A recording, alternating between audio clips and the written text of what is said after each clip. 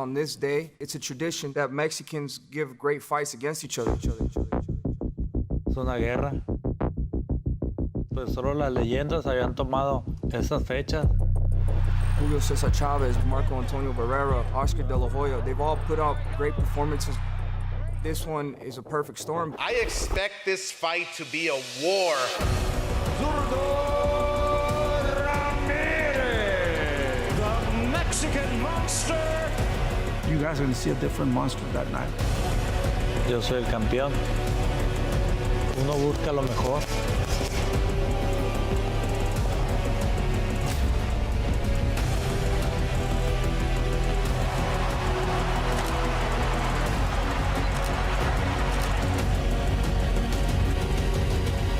This is going to be the fight of the year. Ladies and gentlemen, we welcome you to Premier Boxing Champion. Ugas his heart, Spence going on the attack. Manny.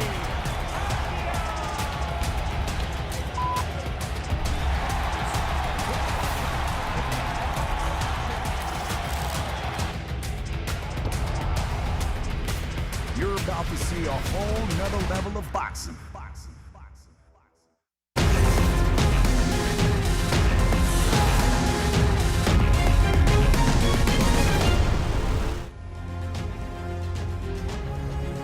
Decades, Las Vegas has been the center of the boxing world on Cinco de Mayo weekend. And tonight, it's the biggest fight between two fighters of Mexican descent.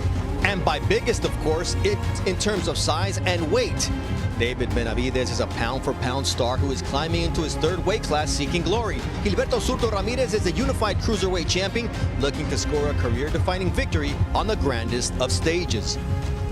We also have another action-packed all-Mexican affair in our co-main event as Armando Resendiz makes the first defense of his super middleweight title against Jaime Munguia, who is looking to become a champion again for the first time in 7 years. Both men are looking to steal the show. Also on the card is super lightweight showdown that guarantees fireworks. Oscar Duarte is knocking on the door of a world title shot, but standing in his way is Tijuana spoiler Ángel Fierro, who last year gave Pitbull Cruz everything he could handle. Good afternoon, I'm Bernardo Osuna. Welcome to the PBC Pay-Per-View undercard preliminary show. We've got a lot of storylines that we want to get through, but Cinco de Mayo, it's the Super Bowl of boxing, and rightfully so, because Gilberto El Zurdo Ramirez and David Benavidez have been chasing Canelo Alvarez for years. Now they have a chance to take the mantle as the next star of Cinco de Mayo, because on this date, boxing-wise, stories and legends are made and careers are solidified. Will it be that second win that you get when you dig deep into your heart, or you have to go into your soul and ask yourself if you want to continue? Or will it be the fans with their rabid passion and all those Mexico, Mexico chants that are going to give you the energy to get off that stool and seek victory? That is what is at stake tonight, Cinco de Mayo weekend. You know what it's all about. Go get your carne asada, your cold beverage of choice. Sit down and do Cinco de Mayo right, because if you're a boxing fan, you know what this is all about. We have a great pay-per-view fight card set for you here inside the T-Mobile Arena in Las Vegas, Nevada. David Benavidez and Gilberto El Zurdo Ramirez, we don't need to say much about them.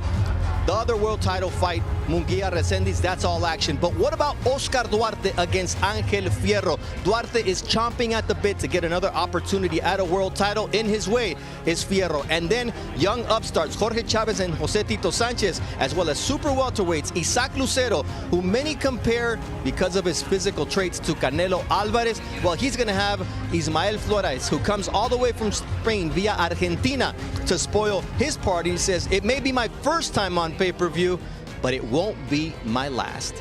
It is my pleasure now to welcome in not only Chris Mannix and Brian Campbell, because you know what? We're in a time where boxing is so divided, gentlemen. It's so fun to be together because we come from all different parts of the broadcast spectrum, and we're all here to do one thing, to bring the fans a great fight card. And when you talk about Benavidez and Zurdo Ramirez, it's two fighters who have long waited to headline a main event like this. And for Zurdo Ramirez, he's jumping up in weight. So I'm going to go straight to the main event, because we talked about the undercard, how great that's going to be. But BC, what are you looking forward to in tonight's fight between Benavidez and Zurdo? Look, it's the attitude and the spirit that Benavidez brings into this one. He's daring to be great. Let's say it. It's exactly what fight fans want. It's like catnip, right, to their smell. But at the end of the day, look, what he loves to do is challenge himself. He said he could have taken an easy fight here, easy title defense, but safe doesn't do him any good. It's challenging himself that brings out the best version of him. But what Benavidez is doing is authoring a legacy here that a lot of people respect. And the reason why is couldn't get a career-defining fight with Canelo at 168, so he moved up to light heavyweight and won a world title. And couldn't get immediate super fights with the likes of Bivol and Beterbiev. So what did he do? Moved up 25 pounds to a third weight division at Cruiserweight, challenging the baddest guy there. He wouldn't do it, gentlemen, though, if it wasn't for the love. And don't forget what Benavidez closed the press conference with. At the end of the day, I'm just a bad MFer.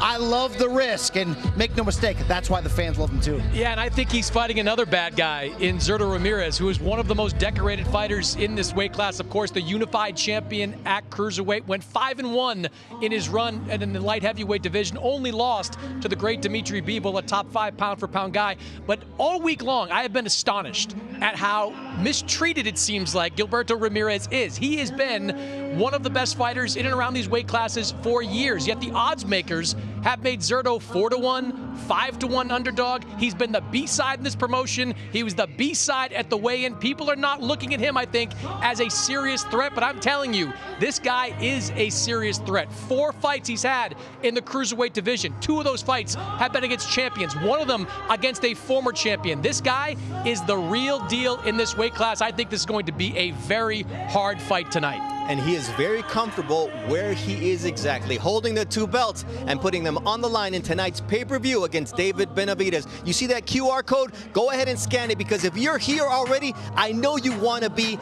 on the pay-per-view portion of this card. For now, it's time to get the action started with the Battle of Olympians who represented Colombia and Ecuador in Rio 2016. Mauro Ronaldo, I've been waiting for a long time to say this. It's a pleasure to be working with you, my friend. Gracias, Bernardo. The feeling is mutual, and I'm working with former 3-division champion Abner Mares and Justin Goosen Brown. And Abner, careers are made on Cinco de Mayo weekend. Yes. What does an opportunity like this mean, especially for a Mexican fighter? It's a great opportunity. It means everything. It's culture, it's family, it's Mexico, La Raza. So tonight, an opportunity for them is to showcase their talent and show the world that they can become the next Mexican superstars.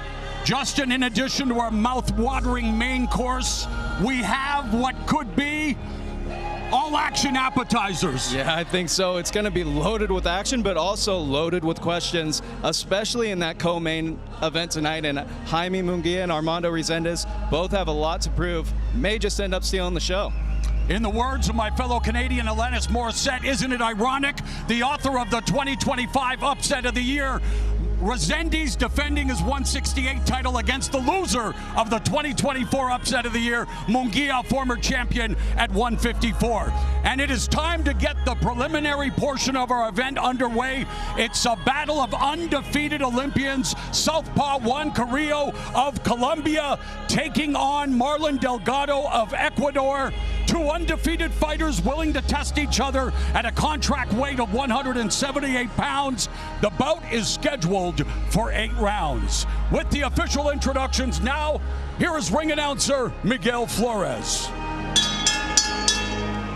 Ladies and gentlemen, good evening and welcome to T-Mobile Arena here in Las Vegas, Nevada, as Premier Boxing Champions presents First on Prime.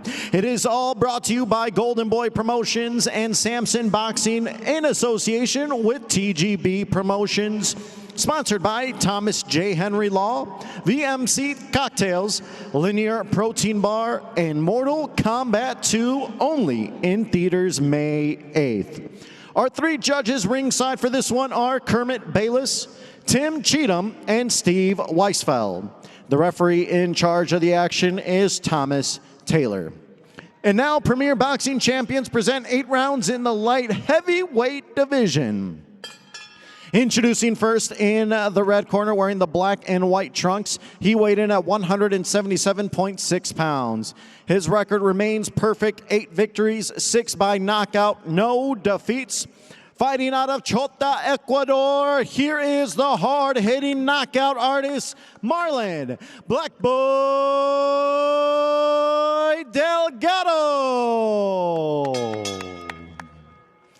And now across the ring, introducing his opponent in the blue corner, wearing the black trunks. He weighed in at 177.4 pounds. He is also undefeated, 14 victories, 10 by knockout, no defeats. Proudly representing Barranquilla, Colombia.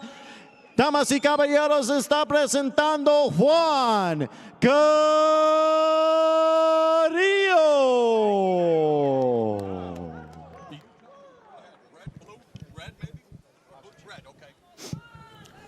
Coach, can I have you on this side? Coach, I'll have you on the other side over here. All right, gentlemen, we're going to the middle of the black belt line here. We're going to the middle of the white letters on this side. You both got my instructions in the back. Protect yourselves at all times. Listen to my commands. Touch them up. Back to your corner, gentlemen.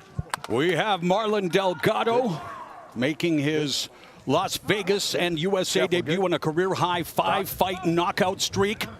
Meanwhile, Juan Carrillo, he has sparred with David Benavidez, who's going to be, of course, challenging Gilberto Ramirez for his Cruiserweight title coming up in the main event on pay-per-view. But it's the bell and round one of this scheduled 8-round matchup made at a contract weight of 178 pounds. And again, Carrillo, the southpaw, pawing with the jab, but Delgado looking to bring the fight to Carrillo early. Yeah, well, you mentioned both these guys undefeated and Olympians, former Olympians. Now, even Delgado has been in those Olympics twice, but Carrillo has switched his training camp. He is now with Bob Santos, so that's a new move for him. Yeah, and Carrillo, Abner told us that he plans to press the action, close the distance, and test the belief. He doesn't think Delgado has the power to keep him honest. Yeah, and that's exactly why he feels that way. He says that he doesn't have power, so now he feels comfortable going forward, and that's what we're seeing in this first round. Ask Delgado's last 5 opponents if he has power. He's riding a 5-fight KO streak, and again, limited opposition as you grow your record. Delgado's 9th professional fight, 8-0 with 6 KOs. Carrillo, he's 14-0 with 10 KOs, so they have displayed pop previously. Yeah, they both have displayed pop, but also, look, that's because Delgado, he even fought in that IBA International Boxing Association tournament while 7-0 as a pro. So he has a little bit of everything in his style, but Carrillo said he's going to come out ferocious. He hasn't quite yet, but we'll see if he turns it on. Delgado has logged only 104 seconds of official action coming into this fight since September 2022 when he knocked out southpaw Williams Colina. November of 2025, and now Carrillo beginning to march forward, beginning to put some pressure on Delgado, but Delgado fires back with the right hand. I like that pressure that Carrillo's putting. That's composed, smart pressure, not lunging in. There's the jab, the lead hand, and definitely getting Delgado, a little worried here because Delgado seemed like he was going to be the guy pressing. He's really good at that, but he can't do it right now because Carrillo's just on him. We are at the final minute of the opening frame. Delgado started aggressively, but now the intelligent pressure of Carrillo is keeping him at bay. Yeah, Carrillo's doing a really nice job right now following Delgado's. Delgado's kind of trying to move consistently to that right side, and you'll see Abner, he met him with that quick check right hook Carrillo did. I think that's what, there it is again from Delgado. Yeah, he's got to time him now because, he is low. Speaking of Carrillo, the jab, you can time it. Yep. He is working in patterns, so if you're smart and you're Delgado, you just want to time that. Oh, that was at the bell line, and he has had success with the left hook, has had Delgado, but he's being backed up now by the pressure of Carrillo. Again, 2 Olympians putting their undefeated records on the line relatively early in their careers, getting to do it on one of the biggest stages in the sport, Cinco de Mayo weekend in Las Vegas, where both Carrillo and Delgado are fighting for the first time. Watch the elbow. Time right there.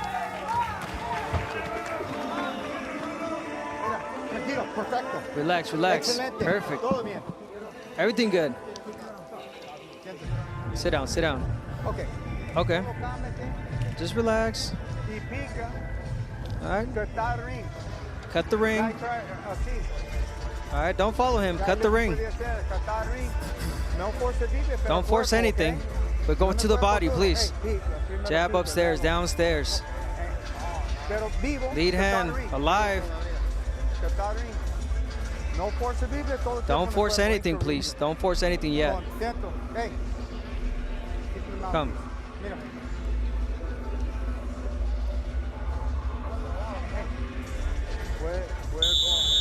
Body, okay? Decorated trainer Bob Santos issuing instructions to Juan Carrillo and ending it with go to the body. And we begin round number 2. And Carrillo in his 15th pro fight, he had over 400 amateur bouts, one of the most decorated amateurs to ever come out of Colombia. And he's in his first scheduled 10-rounders, so there's levels to the game, both of them taking a step up here tonight. Yep, and Bob Santos told Carrillo, go down to the body, but in round 1, it was kind of Delgado with that right hand going to the body. Yeah.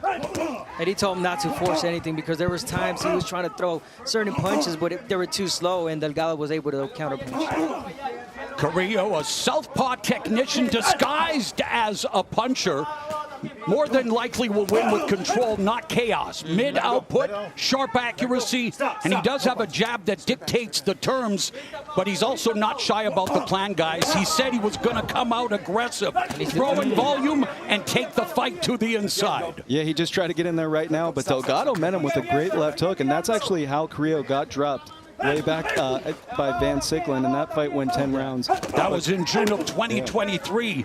Carrillo had actually dropped Van Sicklen in round 3. He went down in round 4. Carrillo edged the victory by majority decision over 10. There's Delgado clubbing left hook, and if he can get to work with that left hook, he can find some success because Carrillo's right hand is dropped. Yeah, his head is up high as well. He's not tucking that chin. Speaking of Carrillo. Double left hook from Delgado. And yeah, Carrillo's the one pressing the action right now, but there's a lot of clean punches that Delgado has been landing. He just landed a clean counter right hand, and then Carrillo almost rabbit punching there.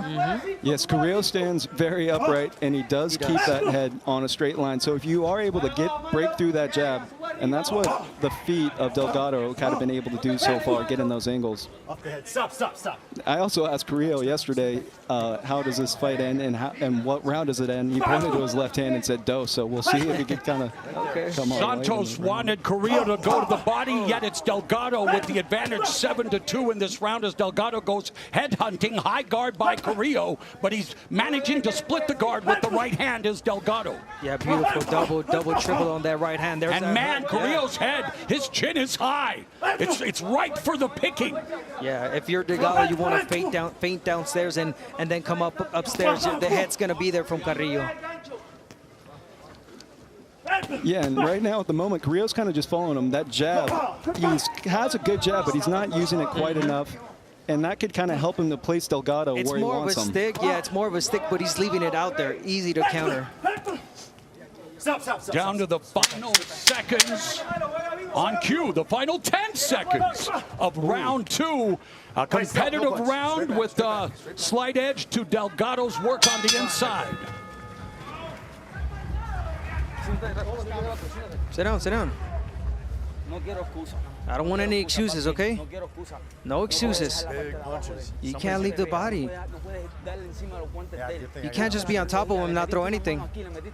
You threw a body shot upstairs, but you stopped. Don't just stay there. Look for the way to get in, okay? Start with the jab, though. You hit him with the really nice jab as well downstairs. Keep doing it, but finish with that hook. Start from the bottom, upstairs, downstairs. Every time he throws downstairs, it hurts him. Catch some air, come on. This is the opportunity, let's go. He's got his guard down. Finish hard upstairs. Stay right there.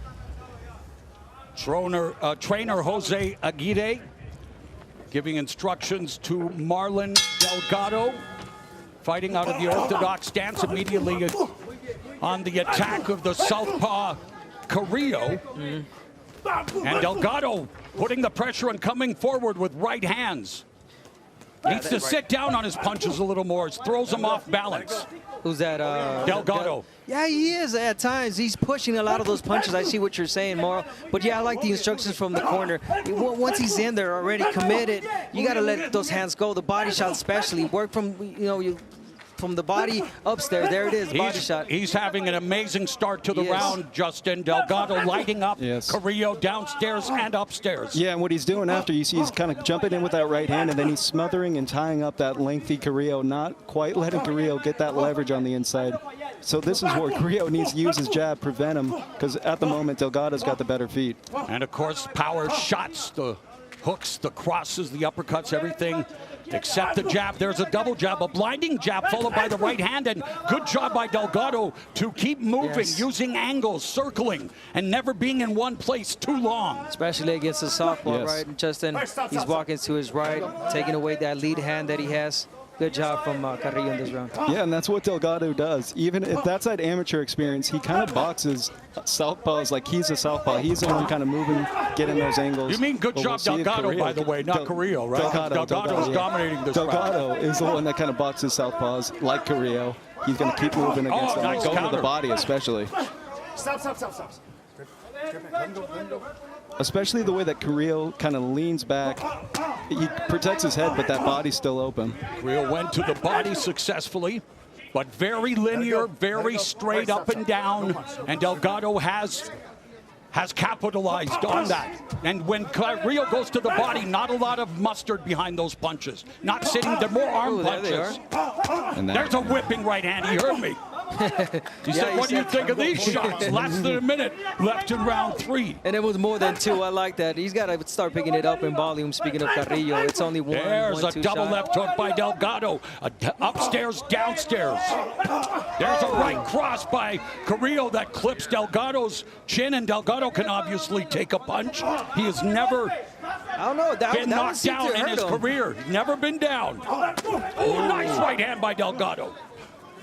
But he is slapping a lot of his shots and pushing them, like you say, Abner.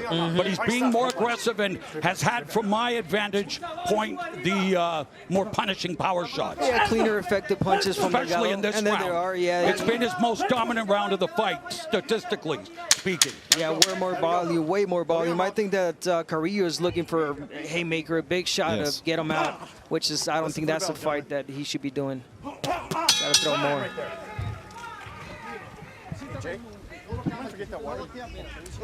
All the time. Big time. More punches and more to the body, okay? More punches and more to the body. Incredible. Hey, listen, incredible. I like that. Start touching them up.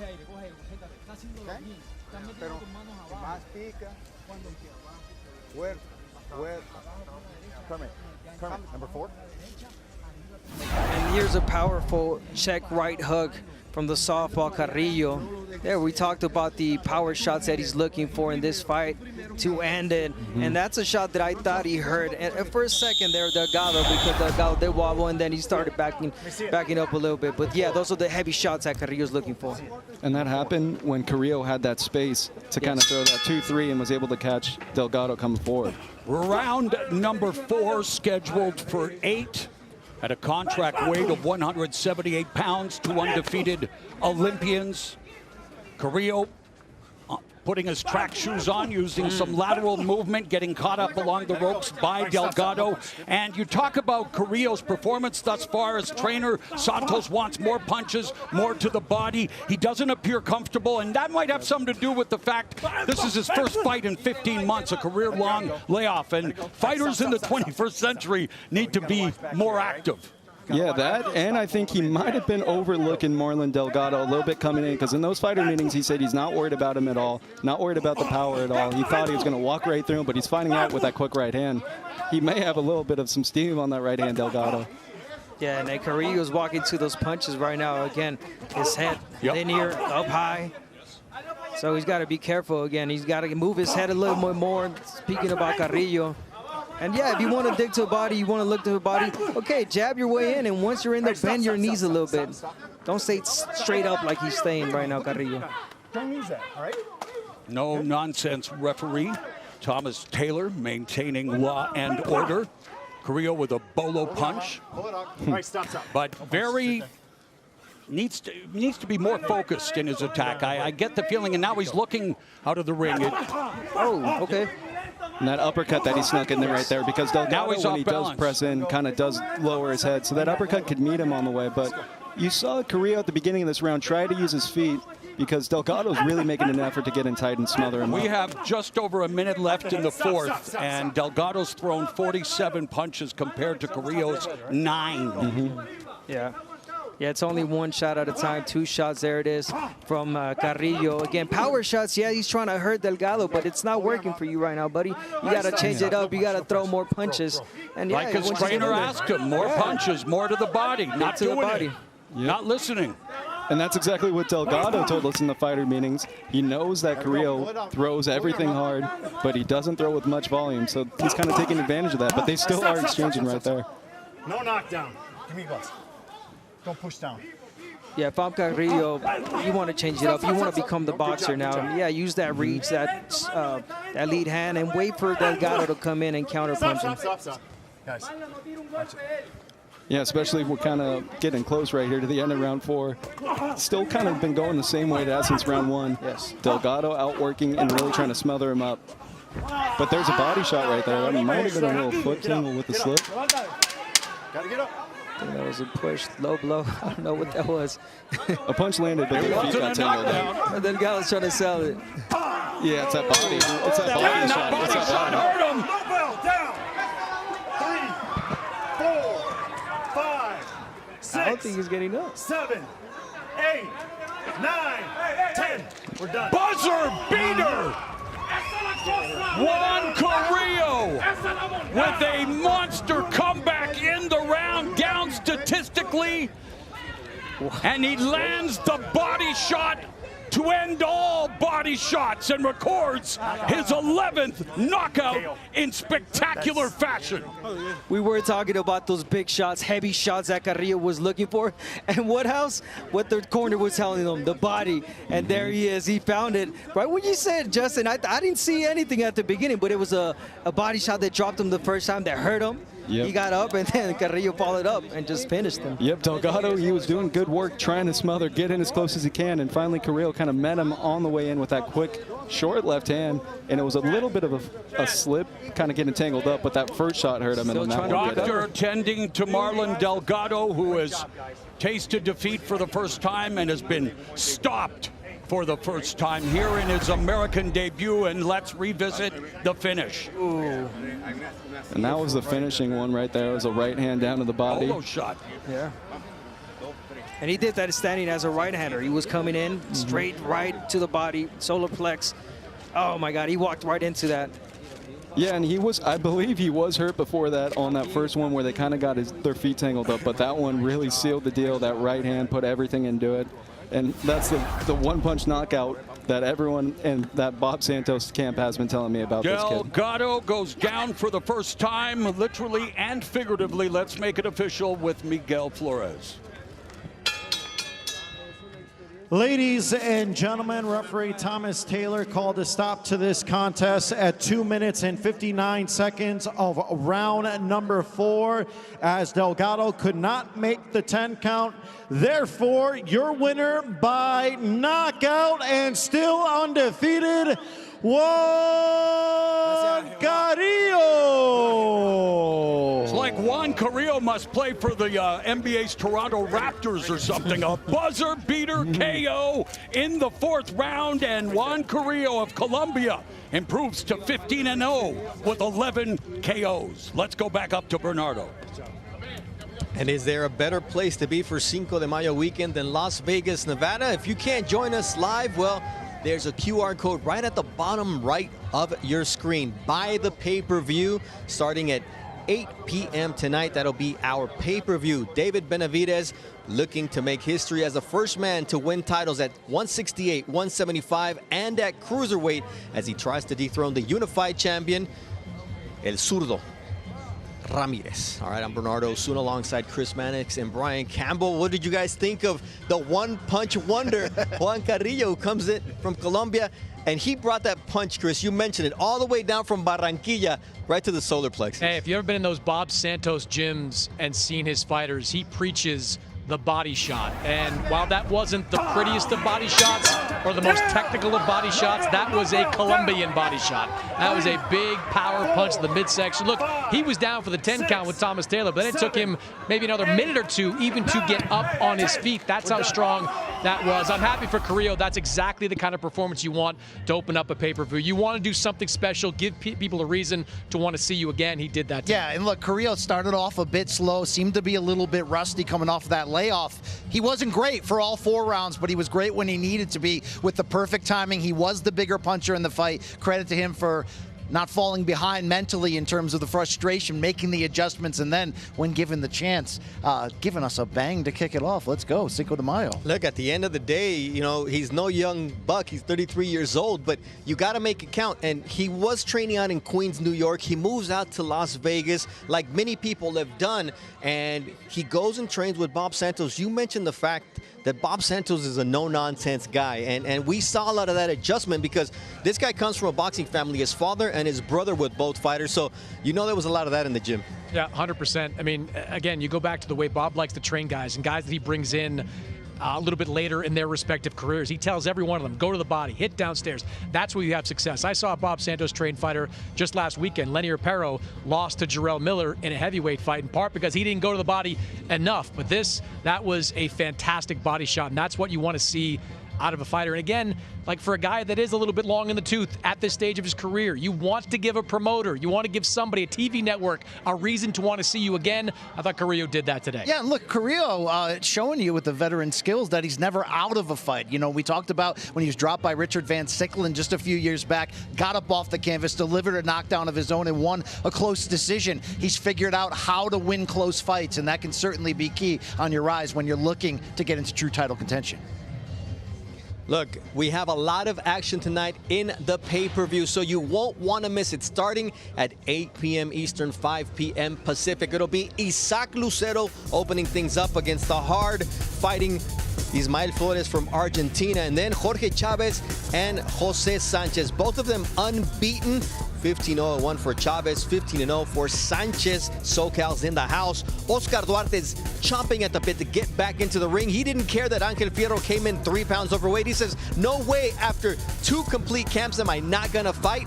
So expect punishment in that bout. And then it will be Armando Resendiz coming off of the upset of the year against Jaime Munguia, who's the victim of the upset of the year in 2024, and they face off for Resendiz's WBA super middleweight title. And it all leads us to David Benavidez against Gilberto Zurdo Ramirez. How about we take a look at PBC's Gloves Off, Benavidez Ramirez, the pay-per-view.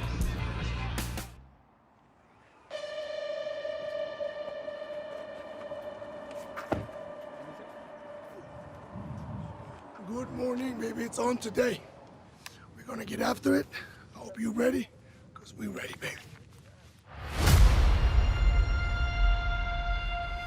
Here on Mount Charleston, I get a nice little run in. Some good work today. Bro, look at, come here, touch me. How does it feel to touch a real man?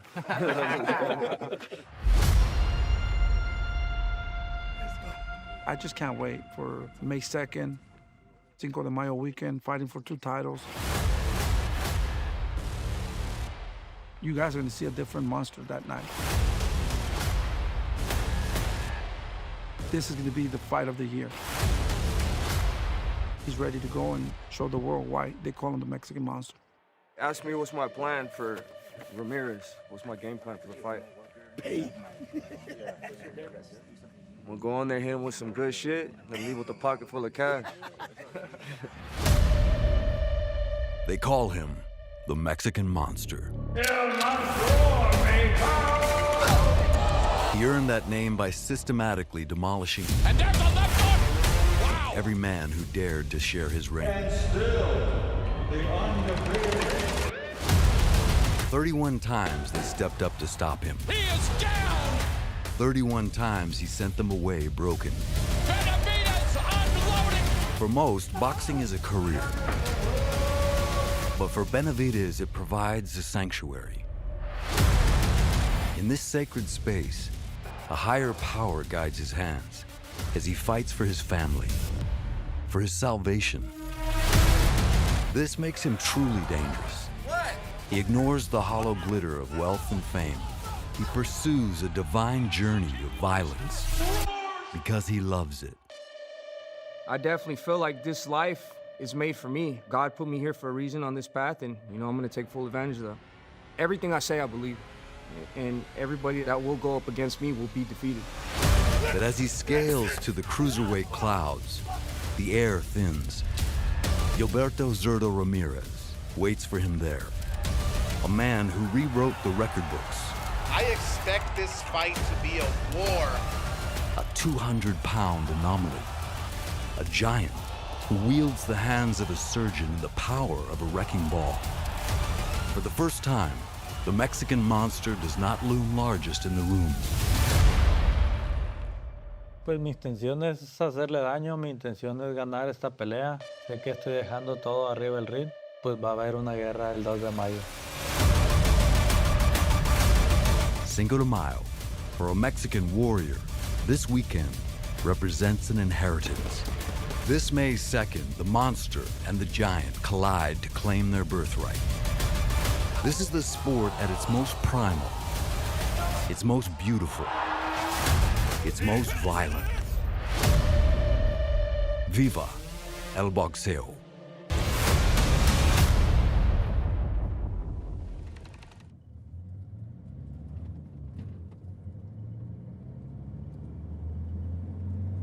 I started from the bottom, man. I never had anything given to me. The only thing that I was given to by people was just doubt and hate, and everybody said I couldn't be anything. I've been world champion since I was 20 years old. When I came into boxing, I didn't care about money. I still don't care about money, it just comes, but my #1 focus is becoming the best boxer in all of the world. And I think that's why so much people gravitate towards me, because at the end of the day, I'm not, you could hate me, you could like me, you do whatever you want, but at the end of the day, what I'm speaking is real stuff, and what I'm showing is real stuff. I'm showing focus, I'm showing dedication, I'm showing hunger, I'm showing fire. I don't care what nobody says, I'm gonna be what I wanna be. I became the best version of myself, and now I'm the Mexican monster.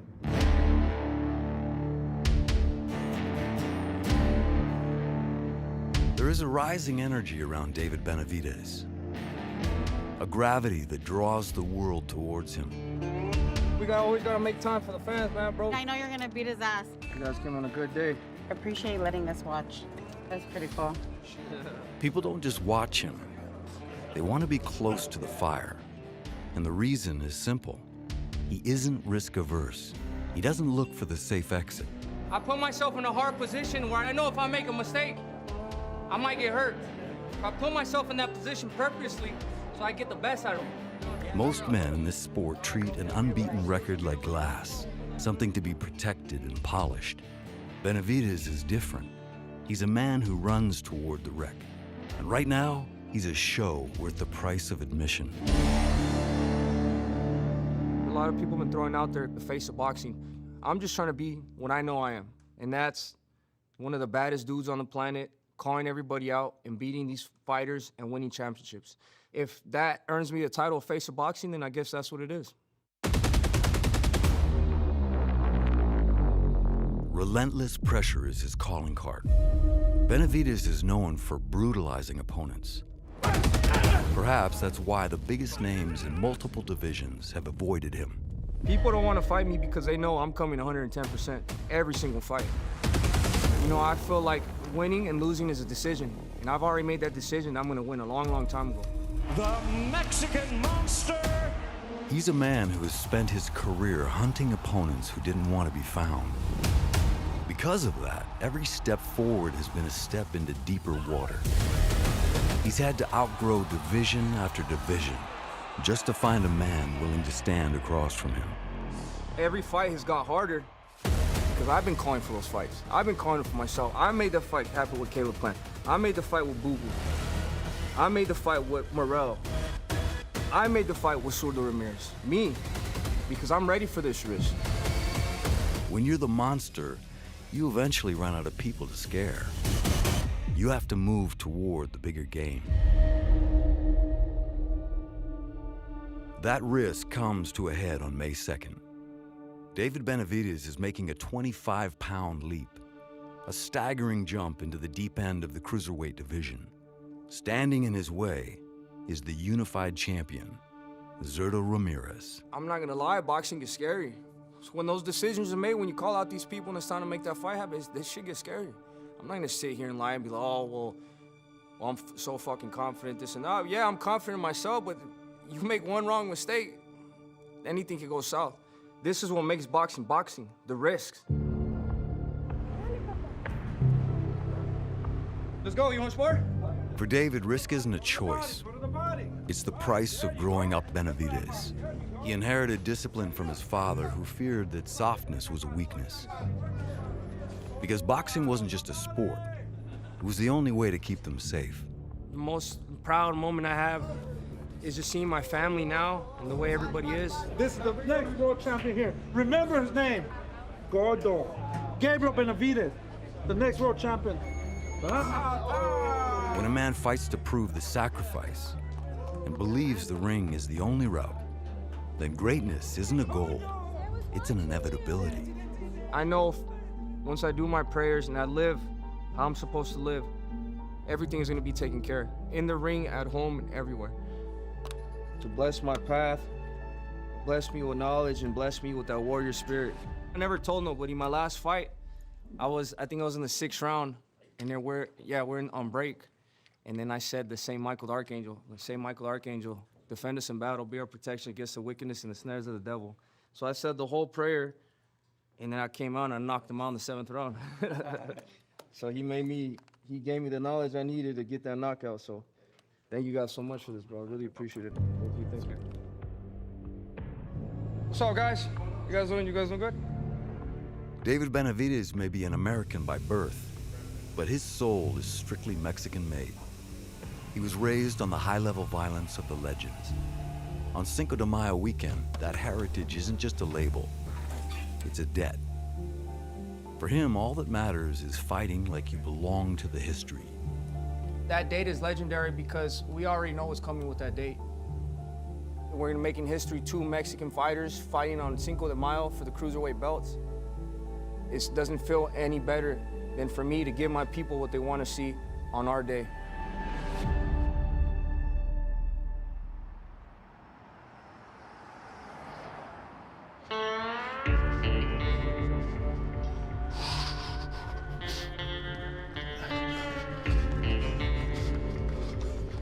Cinco de Mayo, la batalla de Puebla. Es una guerra. Creo que va a ser una guerra también arriba del ring. Pues solo las leyendas habían tomado esas fechas.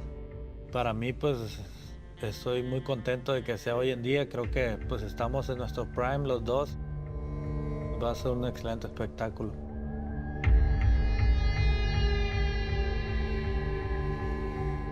First impressions are everything. With Gilberto Zurdo Ramirez, it's the long shadow cast by his immense frame. The scale says 200 pounds, but the steam rising off his body tells the deeper story. This is a man on a mission, and he'll push as hard as the task demands.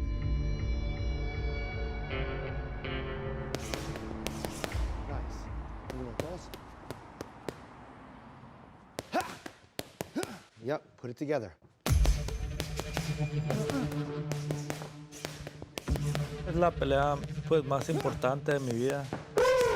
Te digo, me emociona mucho porque él es rápido. Yo tengo buenas piernas también. No siento presión, al contrario, siento alegría por esta pelea porque se va a dar. Speed, find it, let's go! Let's go, what you got left? What you got left? How about you want it, Zurdo? Let's go! Push, push, push! Knuckles, knuckles, turn, turn, turn! Nuestro estilo de pelea pues va a ser un buen match esta noche. Push, push, push! Time! Headlining a fight of this magnitude is heavy labor. But the sweat is only what you see on the surface. For Zurdo, the real work started a lifetime ago. Back when fighting wasn't a career, it was a necessity. Comencé en este deporte a los 12 años porque me hacían bullying. Donde yo crecí era un barrio muy bravo, un barrio que había mucho cholo.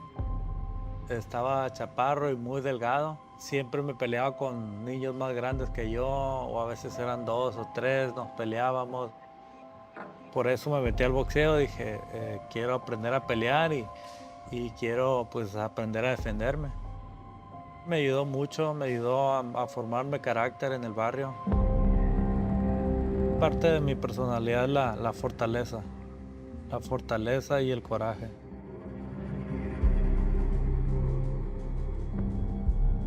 It appears fighting for survival is the entry fee for both men on this card. Yet what Zurdo did with his survival is the anomaly. 48 fights and 30 knockouts mark a steady rampage. The story of a man who grew out of the skinny frame of his youth to do what no Mexican had ever done. The first championship came in 2016, a 12-round masterclass that left no doubt and no room for argument. When the hand was raised, the record was set. The first time a Mexican was crowned king at 168 pounds. Esa pelea pues fue un sueño hecho realidad, el estar en el MGM, llenísimo de gente. Mi primer título mundial fue algo pues muy emocionante. Primer mexicano campeón del mundo. Hicimos historia. He defended that title 5 times before the scale pushed him toward the light heavyweights. In November of 2022, he ran headlong into Dmitry Bivol. Officially, it was Zurdo's first and only loss. But in this game, losing to a pound-for-pound great isn't a failure. It's a trial by fire. Zurdo didn't break. He just got bigger. He climbed again, straight into the brutal 200-pound limit of the cruiserweights. By 2024, he had taken the WBA belt. Once again, becoming the first Mexican to be crowned at cruiserweight. A year later, he had unified the division, the greatest accomplishment of his career.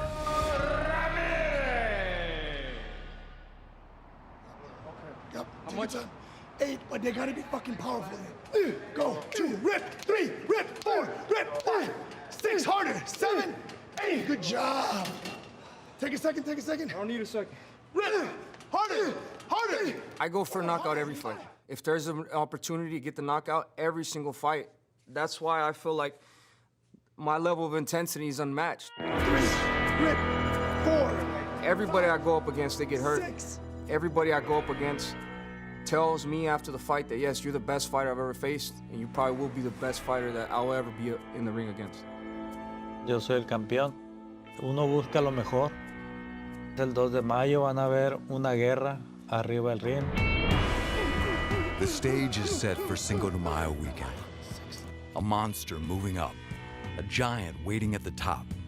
It isn't a storybook, it's a collision. This lifetime of work, every mile, and every ounce of sweat is what is at stake on May 2nd. This isn't just about the belts. It's about history. May 2nd, champions collide. David Benavidez, undefeated, unrelenting. Zurdo Ramirez, powerful, punishing. And there's a left hook! Can the Mexican monster snatch the crown from the unified cruiserweight king? Plus, Resendiz faces Munguia for the super middleweight title. Mexican warriors battle for the belts Cinco de Mayo weekend.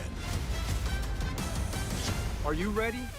Benavidez Zurdo, plus Resendiz Munguia, live on PBC Pay-Per-View. We're back here in Las Vegas, Nevada.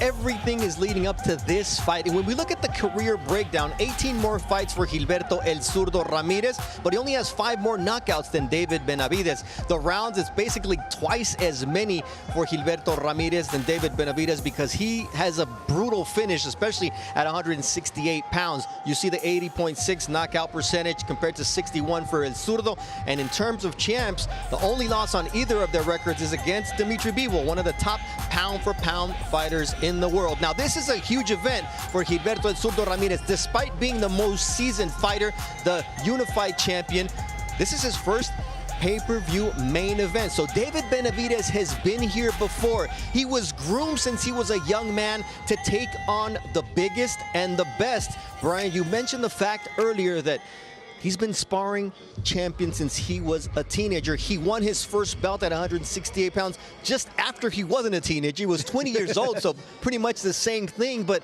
what is it about his makeup at such a young age that makes him so great? Well, I think a lot of it is that experience he had. People have amateur careers in different ways. Sometimes it can be international tournaments, Olympics. Sometimes it can be as a teenager going into the gym and facing former world champs like Gennady Golovkin, Kelly Pavlik, Dmitry Bivol.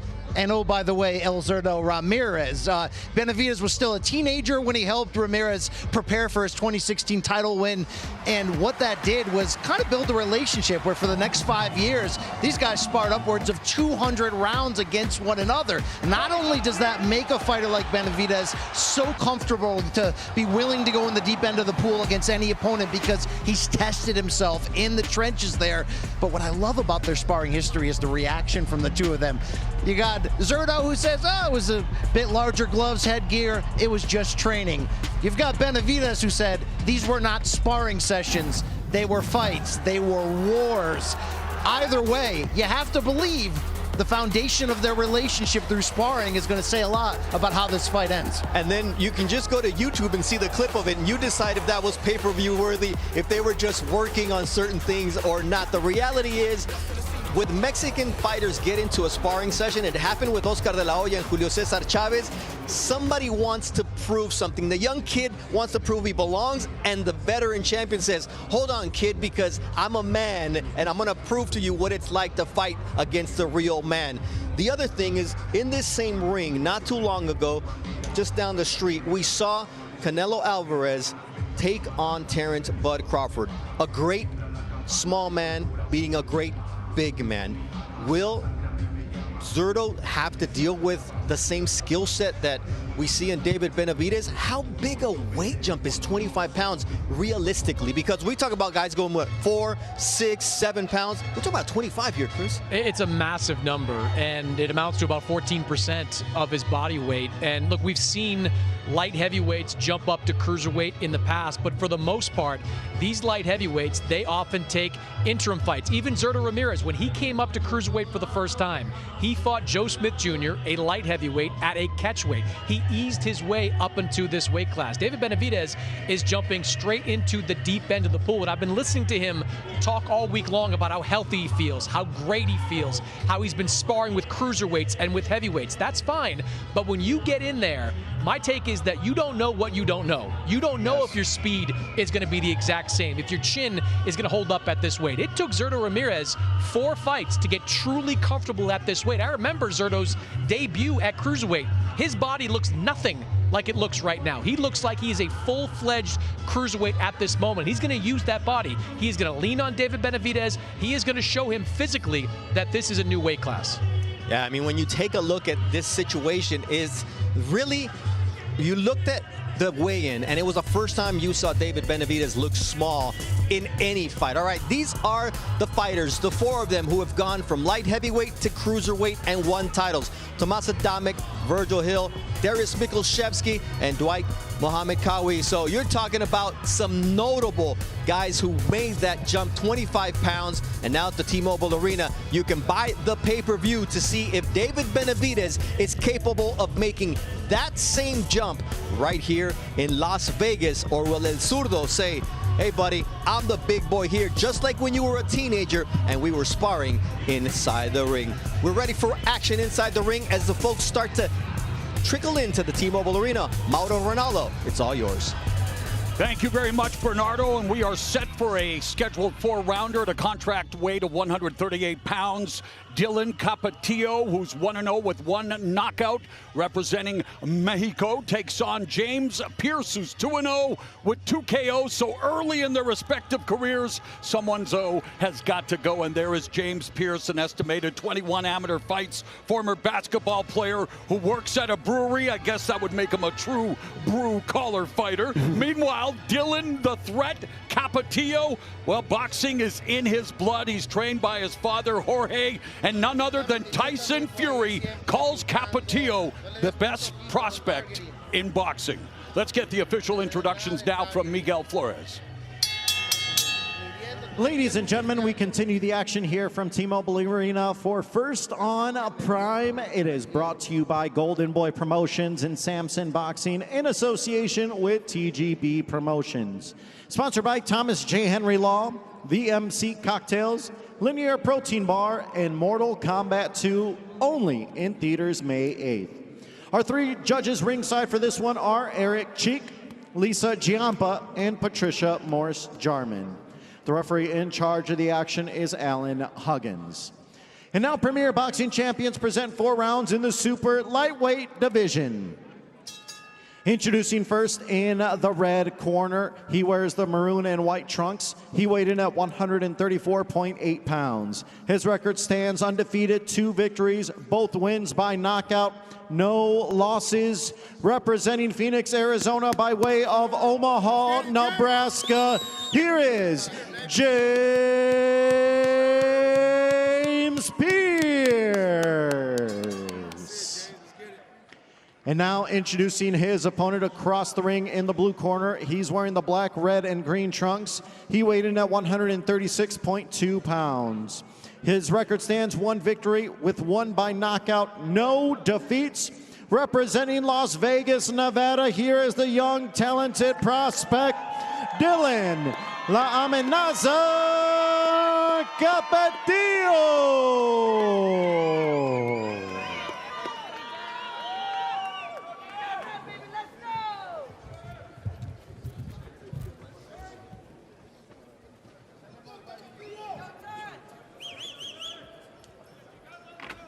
All right, come on, guys. Okay, gentlemen, you both received my instructions. Obey my commands at all times. Protect yourself at all times. Anything from here on up is good. From here on up is good. Touch gloves. Glove. The southpaw James Pierce, not exactly on the fast track at 34 in his 3rd professional fight, representing Terrence Crawford country, Omaha, Nebraska. Meanwhile, Capetillo made his pro debut at just 17, and the fight lasted just 38 seconds as he blasted out Jesus Antonio Rios Castro. The guy's name is longer than the fight lasted. Yeah. April 11.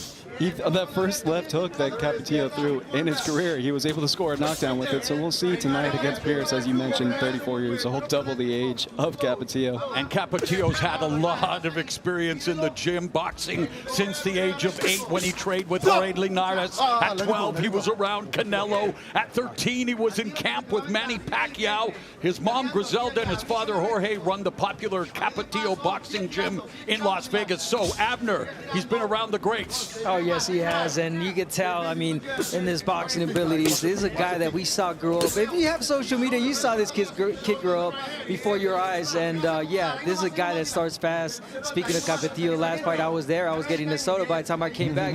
The fight was over, but hey, something we were talking about, you know, op headsets, perhaps the fighters might be a little dry, that they don't seem like, you know, they don't have any sweat on them.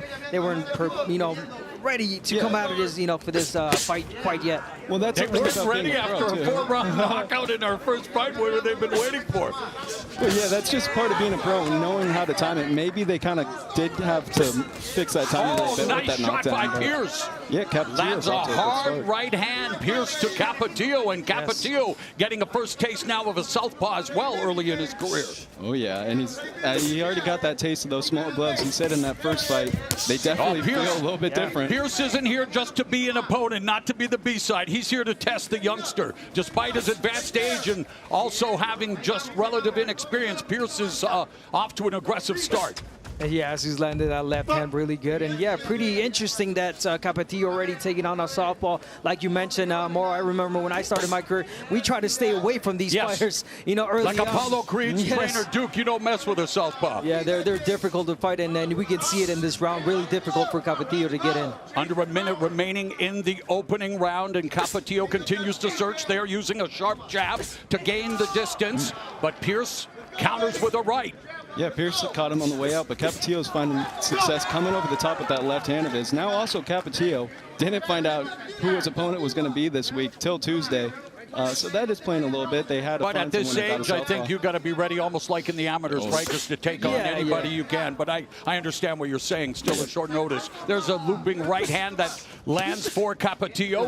Capetillo again, sharp with the jab.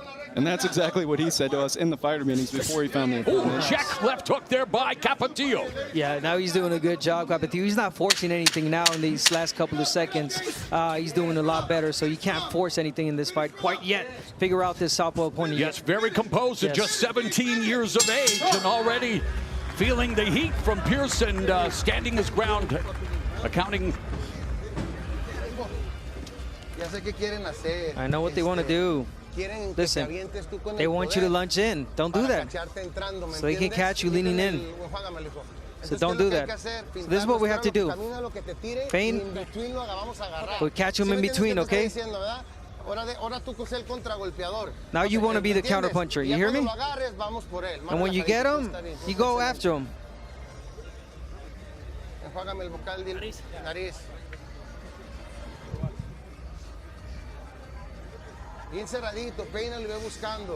Close your guard, okay? He's going back. And here's the right, beautiful left hand, right hand from Pierce, uppercut as well, timing him just like the corner said about Capetillo, but there's that left hook from Capetillo towards the end where he kind of seemed like he was figuring him out. So let's see if he listens to his corner in the second round. The beginning of round 2 scheduled for only 4 rounds at a contract weight of 138 pounds, so more of a sprint than a marathon. And when you look at Capetillo, and there's limited tape, of course, but he really is comfortable fighting at mid-range. He's disciplined, composed, built around that left hook to the head and body. He told us he wants rounds, but he's always hunting the finish. Yeah, and you can't really take too many rounds. Like you mentioned, it's more of a sprint. But nice right hand by Capetillo. His corner, as you mentioned, Abner, he wants Capetillo to let him lead the dance, stop rushing in, getting countered. Yes, and he started that, early on. He made a mistake. It's okay. He's young. He's learning. He's learning on the job right now. Series of devastating right hands by Capetillo, and Pierce is feeling the heat. What a change. What a change. Listen to your corner always. They know, especially your father. He's telling them wait, be composed, and wait for Pierce to get in. And there it is. Beautiful counter punching from Capetillo. And that guard is wide open. And there's been a path paved for Capetillo's right hand right down the middle, Justin. Yeah, he's kind of getting that angle a little bit, but he's also got to be a little bit careful, especially as he kind of develops as a pro on his exits. That's when Pierce is kind of still catching him once Capetillo finishes his combo. You got to get your head off the line. Yeah, he's lucky he's only throwing one punch, but yeah, if Pierce were to follow up with more punches, he would definitely catch Capetillo. Oh, and Pierce caught him there with the jab from the southpaw position. Capetillo continues to march forward, backing up Pierce. A little variation in the left hand of Capetillo as well, and he is a dominant lefty. Started boxing just orthodox as a kid. His dad he is a natural lefty, right, but fights orthodox. Nice weapon to have in your back pocket. Yeah, he said, well, just like his promoter, Oscar De La Hoya, maybe he said hopefully history could repeat itself, but good right hand right there from Pierce. Capetillo, as we talked about, saying that this moment has been written since childhood, told that he would be a future champion. He's now turning that vision into reality, of course, just beginning his professional career, but he said he wants to be the 3rd Las Vegas-born champion, following in the footsteps of Ishe Smith and Rolando Romero. Nice right uppercut on the inside by Capetillo, but he continues to cut off Pierce, and Pierce now clinching. And I'm liking this from Capetillo. You're looking at a young kid that's making adjustments. This is the second round. He listened to his corner, the totally different type of fight that he's fighting in the second round. And before you know it, he's going to start pressuring and go for the kill. But beautiful round for Capetillo. Thrown over 50 punches, landed 18 in this round, doubling his output from round 1. So a much better start. Nice. Good combination by Capetillo. At the bell. Switching southpaw now, Capetillo. Lands the left hand and just misses with a sweeping right.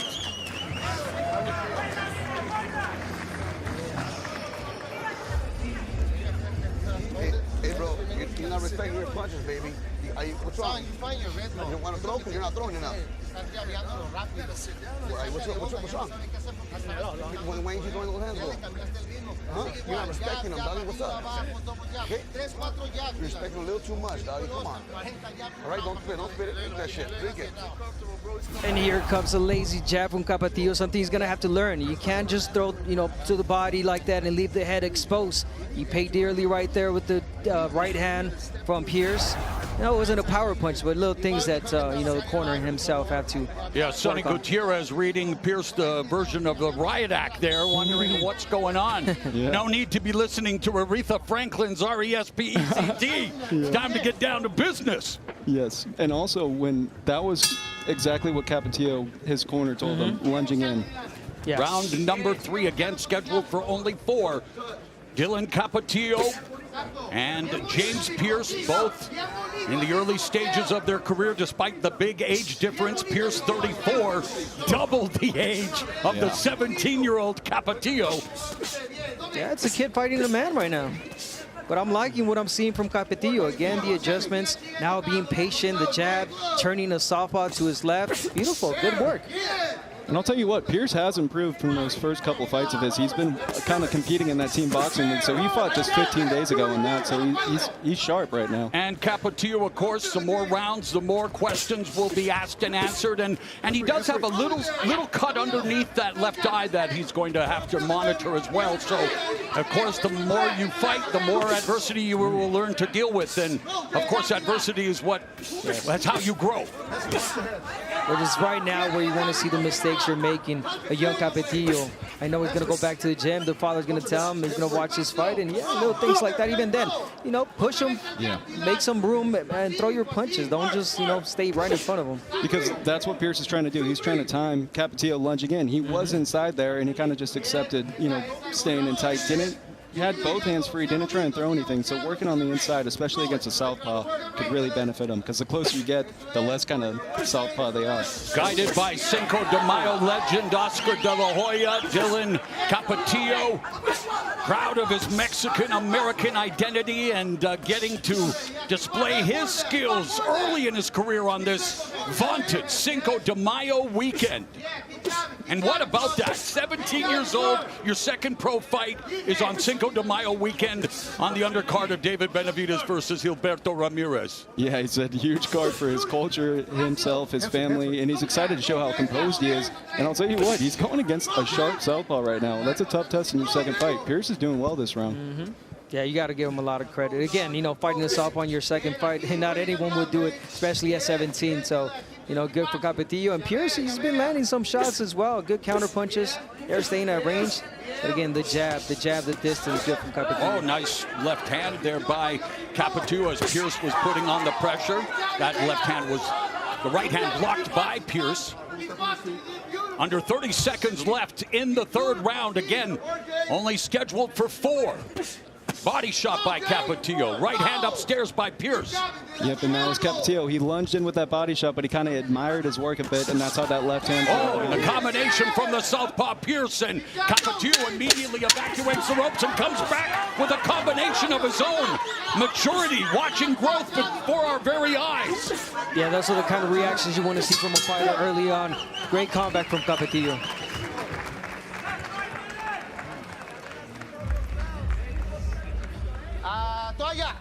Towel. Deep breath, deep breath. Good, son, good. Okay, voy a limpiar el vocal, okay? Okay, I'm gonna clean the mouthpiece, all right? Respira fuerte, hijo. Hold it. Tira, Dylan.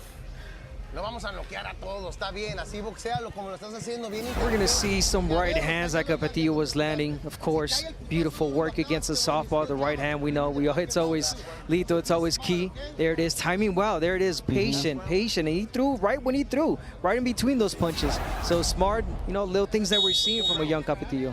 Yeah, he was timing that jab. He slipped inside that a few times. Even came up with that left uppercut of his as well. So that lets you know that this kid is not just throwing a throw. He's thinking in there. Fourth and final round of this matchup.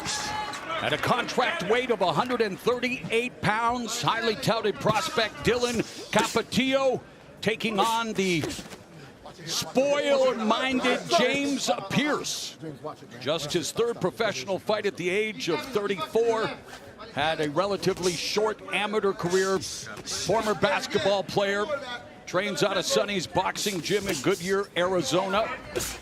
But Capetillo, very composed, methodical, lands a counter right there upstairs. But he's in a fight, though, and that's what some matchmakers could really get worried when you have that opponent that's 2-0, 1-0. They don't know how to lose yet. Pierce does not know how to lose. He's trying to do anything he can to win this fight, landing some good shots. You took the words out of my mouth. I mean, you got to give it to Pierce. Pierce is not looking bad in this fight as well. I think, yeah, Capetillo's winning, but, you know, not a bad performance from Pierce either. Especially for, you know, older fighter that he is, 34 years of age and only 2 fights. Late start. We'll see if Capetillo starts to really kind of turn it on right now. He's letting Look at the percentage of total power punches landed. Anything over 40 is a great night at the office. He's at 59%. And beautiful right hand popping Pierce's head back. And a sweet left hook on the escape. So using angles. I mean, this is why we watch these youngsters. And this is what he's expected to do if he is as highly touted as they say he is.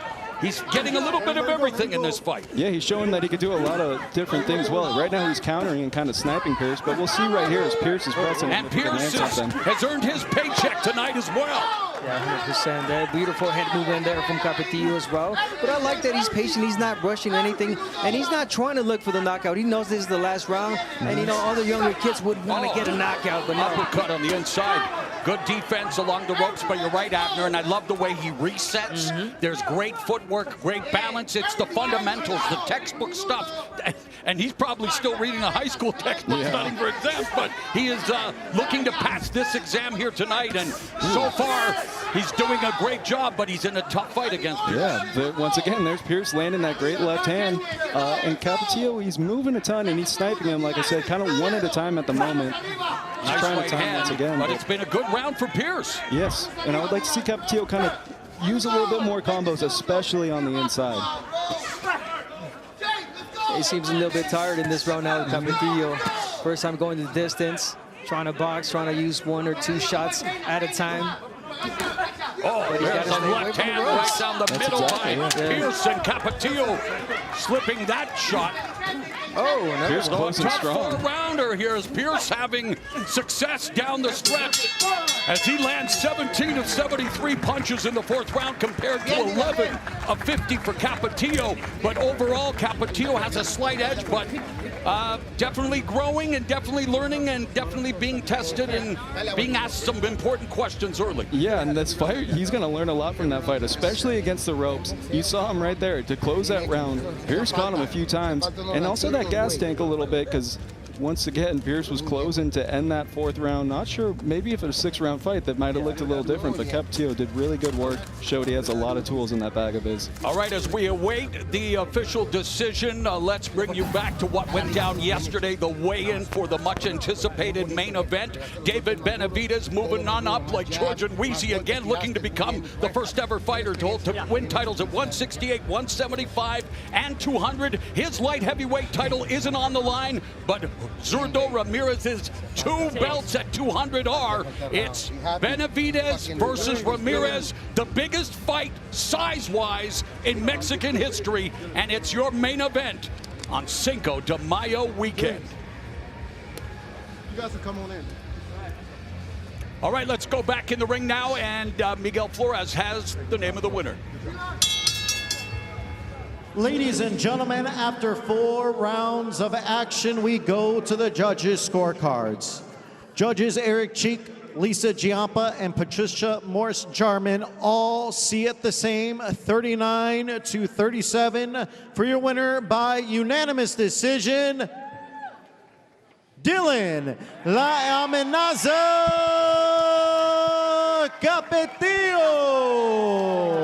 Capetillo's wearing a cap. He might want to take that hat off to his opponent, James Pierce, who gave it all he got. But this Cinco de Mayo weekend will be memorable for Dylan the Threat Capetillo at just 17. He's now 2 2-0 as a pro. And speaking of pros, let's go back up to Bernardo Osuna.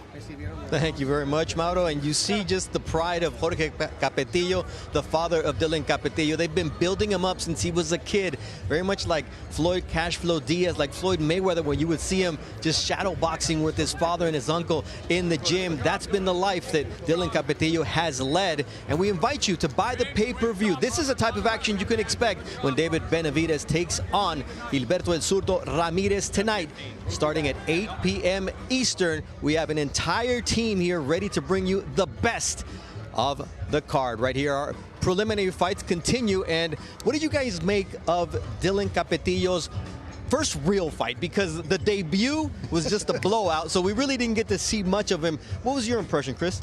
I think there's a lot of potential in Dylan Capetillo, and I think when you're watching a fight like this, you have to remember at 17 years old, most guys are not fighting someone of that caliber. And I'm not going to sit here and say James Pierce is a future world champion, but he's better than a lot of guys that someone Capetillo's age would be fighting at 17 years old. Look, most of these guys, they go down to Mexico and start their career. Diego Pacheco, I remember, started his career fighting his first 2 fights down in Mexico when he was 17 years old. This kid's here in Las Vegas fighting a real guy in his second pro fight. There are things you can nitpick. I didn't love how he gives up his height as much as he does, kind of hunches over a little, but at 17, with that kind of family background, he's going to improve very quickly. And Golden Boy, say what you want about them. They are very good at finding guys. These diamonds in the rough, they just find guys. Ryan Garcia, Kid Schofield, you go down the list. They have very good at identifying blue chip talent, and I think this kid might have some of that. Right, and Dylan now having Oscar De La Hoya as a mentor is certainly not a bad thing in that development. So what I took away from this performance was you can really see that experience of growing up in a professional gym with world champions coming in and out, that you never saw Capetillo lose his poise. You think about it. A guy twice his age, a southpaw, on almost no notice whatsoever. This could have been a showcase first-round knockout against a different caliber of opponent, but this is a smart young fighter and an experienced one, despite being so young, and Capetillo, who knows how much more important in the long run going the full 4 rounds in this fight, being forced to make adjustments truly is for him. Yeah, the physical tools are impressive. He's got great length. He's obviously got some pop. Like I said, I think there are things he can iron out as he gets a little bit older.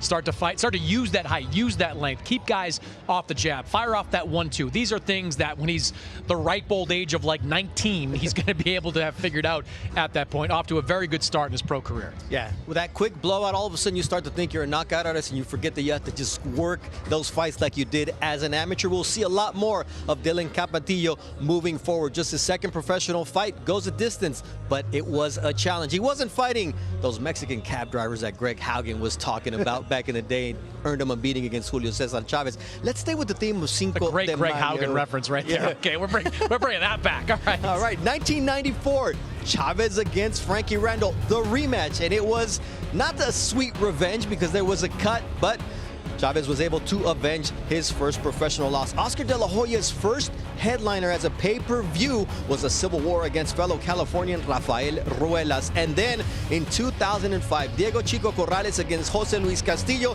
arguably the best fight of the century, one of the most dramatic rounds, that 10th round ever seen.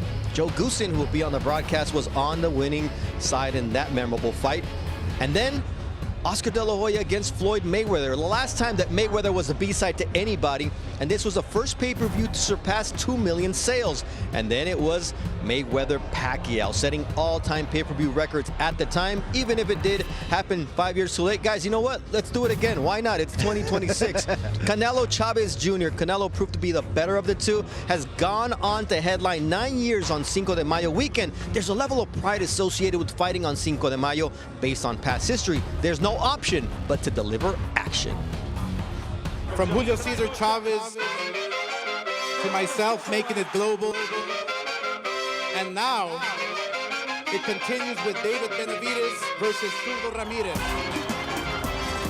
This is where boxing's biggest stage and Cinco de Mayo weekend come together. This weekend became sacred in boxing. Its history, its identity. Mexican and Mexican-American fighters step into the ring, carry not just belts, but the weight of their culture and generations before them. Zurdo is no stranger to making history. He is a unified world champion, having stepped into enemy territory to secure his belts. Benavidez is fighting to become a 3-division world champion. This is a guaranteed war. Mark my words.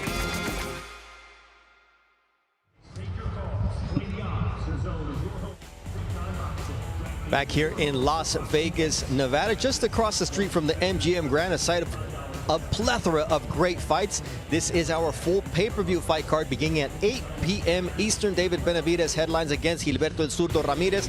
Before that, in our co-main event, Armando Resendiz, he will defend his WBA super middleweight title for the first time against Jaime Munguia, who you would think is a champion because you've been seeing him on big cards forever now. The last 7 years, he's done it not as a champion since he was at 154 pounds. Then Oscar Duarte, he would have fought King Kong if Angel Fierro came in at 200 pounds. At cruiserweight, didn't matter. He wasn't going to waste 2 camps, and he's going to be in against Fierro in a great fight. Jorge Chavez against Jose Tito Sanchez, undefeated fighters. And then Isaac Lucero against Ismael Flores, who comes all the way from Spain by way of Argentina. So let's take a look at what we're anticipating for tonight alongside Chris Mannix and Brian Campbell inside the T-Mobile Arena. That little by little starts to trickle in. The fans are starting to come in because it's Cinco de Mayo weekend, and maybe they were getting their carne asada just a few minutes ago, their tacos, but now it's time to see some action. So let's start off with our opener.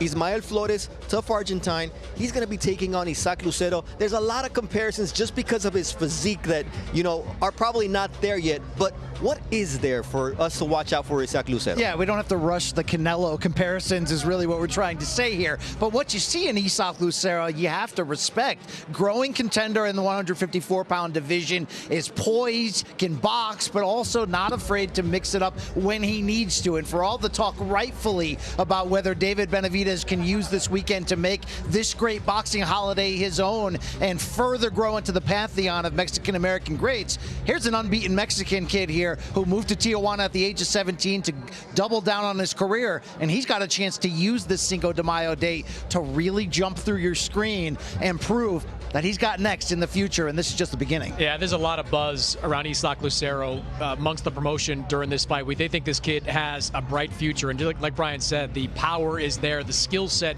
is there. Great punch plays from the tapes that I've watched of Lucero. They think he's the real deal. I think he's going to get a good test, though, in Ismael Flores, a guy that's on a winning streak of his own, has some confidence coming into this fight. I think this is going to be a fun fight and a good test for a good young fighter. Hey, speaking of, there is Isaac Lucero, and you can see the smiles. I mean, he says he was built for this. Winning 4 Mexican national championships will get you ready for the big stage, but you really don't know what you're gonna feel until you get here. But he's got Fernando Fernandez with him, a longtime trainer with Eric El Terrible Morales. And so when you have that pedigree, all of a sudden you can walk into a place like this with that confidence. Yeah, with that Eric Morales background, I think you know how he's going to fight in the ring. He's going to be aggressive going out there. Yeah, he's got a little bit of swagger. He's got a little bit of fight to him. He's got a lot of tools in that skill set. And he's fighting in arguably the best division in all of boxing right now. We know 154 is loaded from the top to bottom. Sebastian Fundora has made his stand as the top guy in the division. We've got Virgil Ortiz sitting out there, Bouts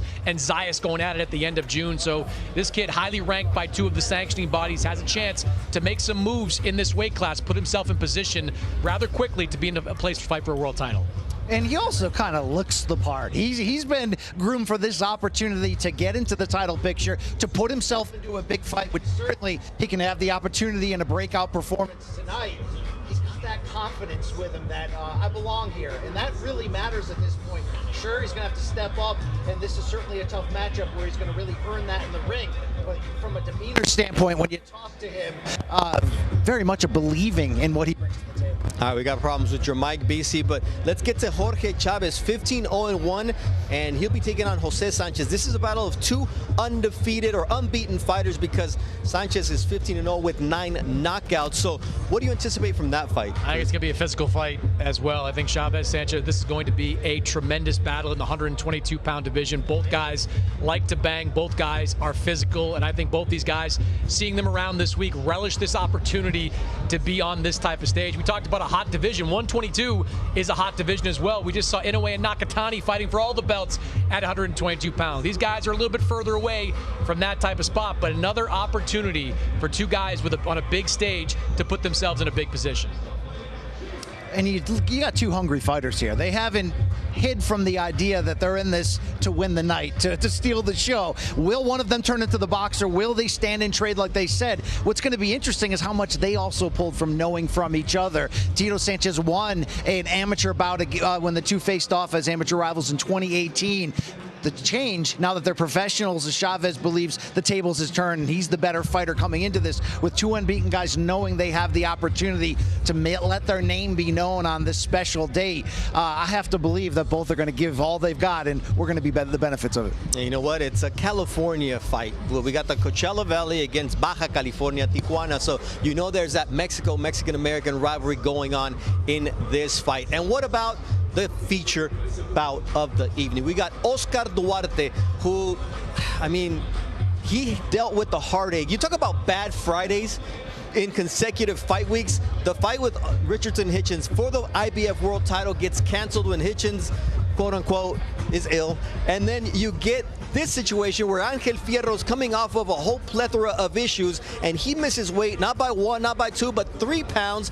And Duarte says, I cannot let this camp go to waste, BC. Yeah, and look, Duarte is like, I'm going to use this platform to make my name. I'm going to prove that I belong in this title picture, and then I'm going to take this opportunity and get a title shot next. So we know what's at stake for Duarte, but I'm not going to completely count out Fierro, just from the standpoint that he seems to relish being the villain in these type of fights. He'll come in and miss weight. He's pulled out of fights before. He's been disqualified in fights before. I believe he'll have a technical disadvantage against the hungry Duarte, but Fierro knows what part he's playing. Potential spoiler, and if you've seen him fight before, you know he's going to go to war as soon as he can. Let me tell you, Fierro could have come in 50 pounds overweight, and Oscar Duarte would have taken that fight. He could have come in looking like the Stay Puft Marshmallow Man, and Oscar Duarte would have taken that fight, given the last couple of months that Duarte has had. And I agree, it is a physical, dangerous fight. I just love what I've seen from Oscar Duarte since he linked up with Robert Garcia. He has been on an upwards trajectory,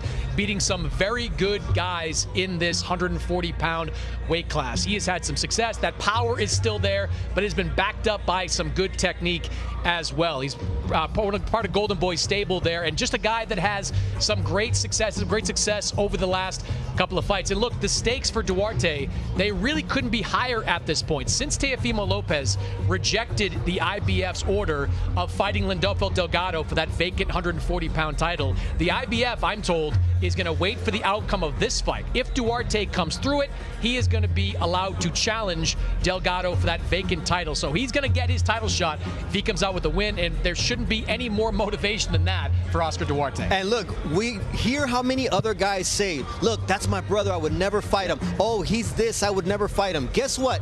Lindolfo Delgado, undefeated Mexican Olympian. Oscar Duarte, he has a potential opportunity to re-earn that spot for a world title shot tonight.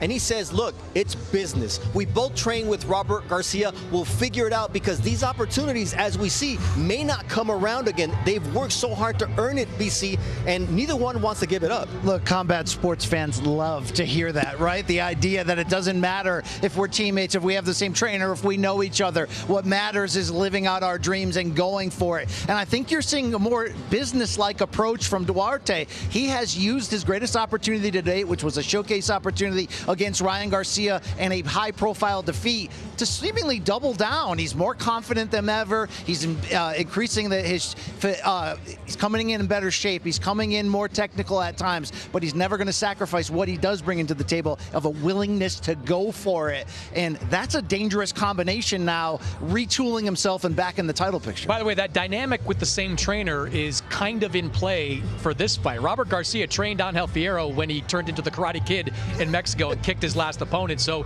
there's some familiarity. They never sparred in that Robert Garcia gym, but they shared that gym for a time. So Robert Garcia knows Fierro, knows some of his strengths, knows some of his weaknesses. So that should be an advantage for Oscar Duarte tonight. Let's talk about Angel Fierro, because we always talk about fighters coming in with the right mindset. And it's probably the opposite for Angel Fierro, but there's also guys who thrive when things are chaotic. Is that the case with Fierro from your experience? That's exactly who Fierro is. And look, he's not always going to say the right thing. He's not always going to behave the right way. He's loose. He gets loose on turn 4. Let's be honest about it. But that looseness can hurt him on the scales, and in this case, coming in overweight. But there seems to be a crazy like a fox thing with him. You can make the argument, did he maybe not cut the final stretch of this weight miss to give himself a physical advantage despite having to pay the fee, or in that case, pay the toll of having done so? Fierro is a guy who he's a little bit raw. He's a little bit, got the huevos turned up a little bit too high sometimes. But he's also a spoiler in that regard. He made his name going in on late notice against former champion Gilberto Machado and delivering a big-time come from behind KO after being down. Signed a big promotional contract after that, has been in tough fights, including with Isaac Pitbull Cruz, and showed his true mettle. He also has made some rough decisions. We mentioned that DQ fight.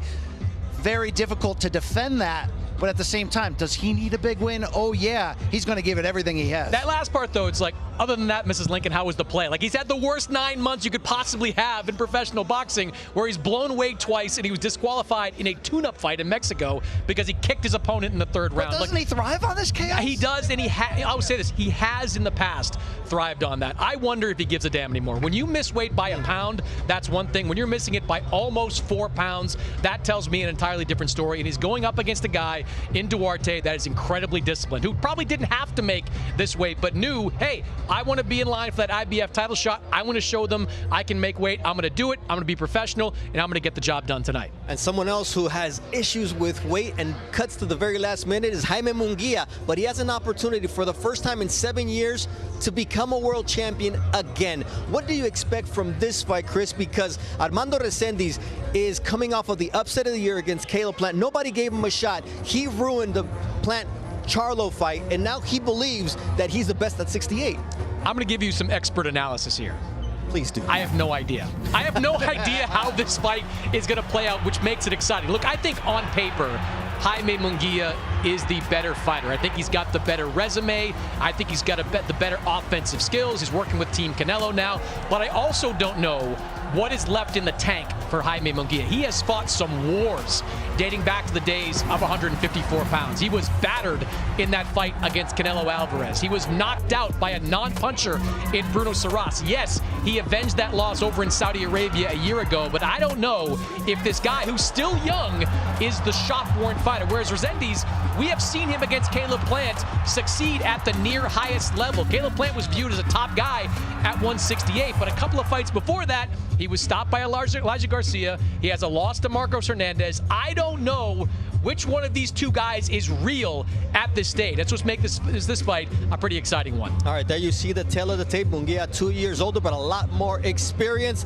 And you see the height and reach advantage, all in favor of the fighter from Tijuana, Baja California. But Armando Resendiz, he says, I'm representing Nayarit, and anybody who's been to Punta Mita knows that beautiful land gives great things, and now they have a world champion. We invite you to buy the pay-per-view, but for now we send it down to Mauro Ranallo and the team, where Iceman cometh. Daniel Blancas puts his undefeated record on the line against Raul Salomon. It's all yours. Thank you very much, Bernardo. I cannot pronounce those names any better than you just did, but yes, we are scheduled for 10 rounds at a contract weight of 169 pounds, and it will be the undefeated Daniel Iceman Blancas battling Raul Money Salomon, who is 16-3-1 with 14 knockouts. He's never been stopped. This is just the second Las Vegas appearance for Salomon, and the first didn't go his way, but since that setback, he's unbeaten in 5 with 4 knockouts, building real momentum, and he's staying busy. This is his second fight in just over 2 months. And for Blancas, it's his 6th Las Vegas appearance. He's 5-0 with 3 knockouts, and he's competing in his first scheduled 10-round fight. So, the fighters are in the ring, and so is our ring announcer, Miguel Flores. Ladies and gentlemen, welcome back to T-Mobile Arena as Premier Boxing Champions brings you First on Prime. Once again, this is brought to you by Golden Boy Promotions and Samson Boxing in association with TGB Promotions. Sponsored by Thomas J. Henry Law, VMC Cocktails, Linear Protein Bar, and Mortal Kombat 2, only in theaters May 8th. Our three judges ringside for this one are Kermit Bayless, Eric Cheek, and Max DeLuca. The referee in charge of the action is Mark Nelson. And now Premier Boxing Champions presents our featured bout for First on Prime. It is 10 rounds in the super middleweight division. Introducing first in the red corner, he's wearing the gray and black trunks. He weighed in at 167.4 pounds. With the record standing 16 victories, 14 by knockout, opposite of 3 defeats and 1 draw. Representing Long Beach, California, here is Raul Salomon.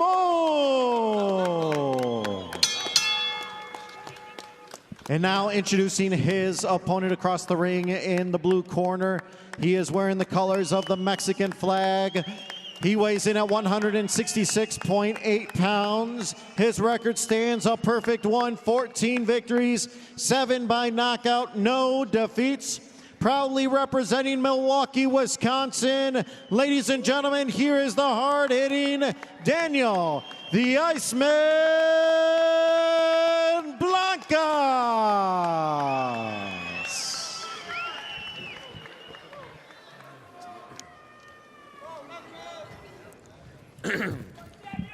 All right, seconds. Gentlemen, you had your instructions earlier. You know what I expect. Listen, punches from here up are considered good. Punches from here up are good. Obey my commands and protect yourself at all times. Touch them up. Good luck. The 27-year-old Suleiman, a solid baseball player, starting catcher in his high school baseball team, hopes to hit his opponent as hard as fellow catcher Cal Rowley hits a baseball. Meanwhile, Blancas, he's got 7 KOs in his 14 wins, looking to keep it perfect as we begin round number 1. And Blancas, known as the Iceman, my fellow Canadian Drake is dropping the album Iceman on May 15. Okay. I wonder if that means Kendrick Lamar drops Fireman on May 16. Well, I'll tell you what, Daniel Blancas drops his left hooks in his last two fights. His last 2 fights, he's knocked that opponent out cold and early with that left hook. But Salomon said he fell in love with boxing the first time he got punched in the face, so he could take a pretty good shot. Yeah, he didn't grow up in boxing. He found it walking into a gym in Long Beach, California. Never looked back. He rose fast. 2-time California Golden Gloves champion, a 3-time regional winner. He chased an Olympic dream that was cut short by injury, but that setback did not end the journey. It just redirected it, and here he is, Cinco de Mayo weekend, on a big stage, looking to hand Blancas his first loss. Yeah, it really fits this card, Moro, talking about Salomon, because his fighting style, it's going forward, aggressive. He's the type of guy that will break you down little by little. Right now, this is the first round. Blanca's doing good with the jab, but believe me, Salomon will find a way to get in. Yeah, and right there, that's the one thing that Salomon has. It's great timing. He's landed that left hook a couple times in there, right over that top. And we'll see. Blancas has been timed coming in and dropped early in the past, so we'll see if Salomon can kind of time him up as Daniel's coming in there. Scouting report on Blancas is that he's calm, he's composed, ready for action. He's promising a Cinco de Mayo weekend war built on his jab, his feints, footwork, and the left hook that we've talked about that he plans to sit down on. And stepping up as well in his first 10-round test. And he's also showing right now that he can kind of use his feet a little bit as he continues to kind of jab and then keeps moving to the side, because that is what Salomon's very stationary. He sits in that pocket. He's waiting for a counter. Yeah, one thing that Salomon's not doing, he's just following. He's not cutting off the ring. So that leaves for Blancas to get off easy. Use the ring. There you go, cutting off the ring as well. But, you know, again, Salomon being too patient, too slow in this first round. Tactical start for both fighters. Only single-digit connects in the first 2+ minutes. 45 seconds left in the first frame. Scheduled for 10 at a contract weight of 169 pounds. Suleiman has actually sparred with Armando Resendiz and Jaime Munguia. In fact, he sparred with Resendiz in preparation for their fights tonight. Resendiz defending his 168-pound title for the first time against former 154-pound titleist Jaime Munguia in a much-anticipated co-main event coming up later tonight on pay-per-view. Yeah, Solomon has sparred with pretty much everybody, including David Benavidez. Right cross there by Suleiman. Yes, he's had some great sparring. Don't punch. Don't punch. And now he's going against a Jose Benavidez trained fighter and Daniel Blanca, so a little interesting storyline there. We will hear from Jose Benavidez Sr. in Blanca's corner. I like this round. Good distance, high guard, I like that. But move a little bit more too. Jab upstairs, downstairs, and then hook with that jab. Change that jab, hook it. Upstairs, downstairs, and if he follows you, catch him with the right hand coming in. Okay? Because listen, he's good there. He's right in front of you. He moves, 1-2. He's trying to look for the body. Look what he's doing. 1-2 body. That's what he's trying to do. And stay off the ropes, please. You got good legs, okay? Just be aware of headbutts. Touch, touch, and then right hand. Touch, touch, and straight right hand. Just don't get confident, okay? Jose Benavidez Sr., a busy man tonight. Of course, he'll be in his son's corner in the main event when David Benavidez challenges Gilberto Ramirez for his 2 cruiserweight titles. Benavidez, a current light heavyweight champion, his belt will not be at stake as we begin round 2, scheduled for 10. And Blancas and Solomon. Blancas now being backed up by Solomon. Solomon being the fighter marching forward, but nice combination put together there by Blancas. Yeah, but that's why Jaime Munguia brought Solomon in to kind of replicate that Canelo style. Obviously, he's not quite Canelo, but he does bring that style to you, and that's why Jose Benavidez Sr. wants Blancas to keep touch and catch him coming in, turn out. This tempo of fight, you know, favorites Blancas without no doubt. Beautiful. Once Solomon starts pressuring and throwing a lot more, it's going to make it difficult for Blancas. But as far as now, he's taking full control of this fight. Blancas really trying to beat David Benavidez with those combinations and has put together some crisp combos, but now backs up again as Solomon comes forward, inching. Nice countered left hook there by Blancas upstairs. Oh, nice. Sitting down in that right hand. Yep, and those combinations. Nice jabs to the body and upstairs. So good punch placement, good punch variety. Yep, and those combinations, sorry, Abner, but those are harder to time, right? Definitely. For a guy that's looking to counter. Yeah, definitely harder to time. He's changing the tempo in those fights, the speed on those punches, speaking of Blancas. But it's exactly what the corner told him. Jab upstairs, and then the right hand. So he's doing good. And again, staying at a good range. Not there, not quite there. Success as well upstairs with a couple of left hooks. A very competitive second round with a minute and a half left. And a right hand by Solomon. Great combination upstairs, but Blancas responds with a right hand. Yeah, we'll see. That right there is why Jose Benavidez Sr. brought in Solomon to that Benavidez Campos for Benavidez Lemieux, because he knows what Solomon could do, and he said it's going to be a hell of a fight when I talk to him. Minute left in the second. Right uppercut there by Blancas. Starting to work behind the jab now. Looking to blind Solomon. Solomon fires off a jab of his own, continues to march forward. Yeah, but it's that pressure right now that Solomon is giving Blancas. He's right in front of him. Yeah, not a lot of punches thrown, but when he throws, he lands really good and really hard. So Blancas definitely on the defense right now and worried that he doesn't catch a heavy shot. Solomon has to be careful when he squares up like that. That's when Blancas lights him up with combinations. But you see what Solomon's looking for. Daniel will throw that jab and then kind of will leave that left hand down. By Blancas. Solomon's looking for that quick counter right hand. He's trying to punch with him. I like that. There it is. And Solomon doesn't waste much in there. He's 1-2 at a time. So that's where the combinations, you got to outwork him. Solomon threw more punches around too, but Blancas landed more through these 3-minute stanza. And we will hear from Edgar Jasso in the corner of Raul Solomon. Listen, I know we're gonna start from little to more. You understand? Start closing up the gap. You're looking to counter with 2-3 punches. You're only giving me one. You understand? Give me a little bit more movement. Give me a double jab. You're only throwing one jab. That's why he's countering you. You understand? Nico. It's very important to watch that left hook, right? I'm always going to remind with the left hook. Be patient, but don't be too patient, all right? Let's start working the body. Continue working the body, okay? Give me some feints, all right? All right? Oh. And here's a well-timed left hook from Blancas. Uppercut, body shot body shot right there with the left hook. And then stepping out, not staying in the pocket. That's exactly what you want to do if you're Blancas. Do not stay in there. There it is. Perfect example when you stay in there. Salomon will catch you because he's throwing with you. He's waiting for you to extend that jab. And right there was why he was brought in for that Canelo, because he did that little bit of a, feinted left hand. Both fighters have hit the deck like blackjack dealers here in Las Vegas. Suleiman's been down twice in his career. Blancas has been down once.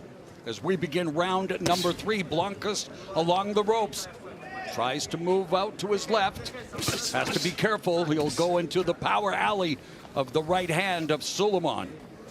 Yeah, Solomon is kind of closing in, and he snuck in a few little quick left hooks as well, and that is what Rico Santana was able to drop Blancas with. And right there, once again, that jab coming through. There's that quick right hand out of Blancas on the inside, but we'll see. He's got to get those hands up, does Blancas, because once again, Solomon's got great timing, and he's just looking for that one quick counter, even though his coach told him you got to start looking for a little bit more, need 2-3 at a time.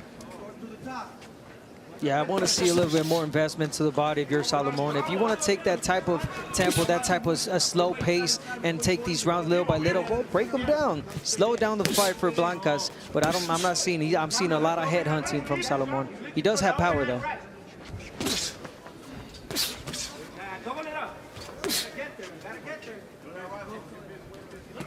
There's a loaded left hook that was blocked by Suleiman as Blancas firing off the left hook, but still backing up.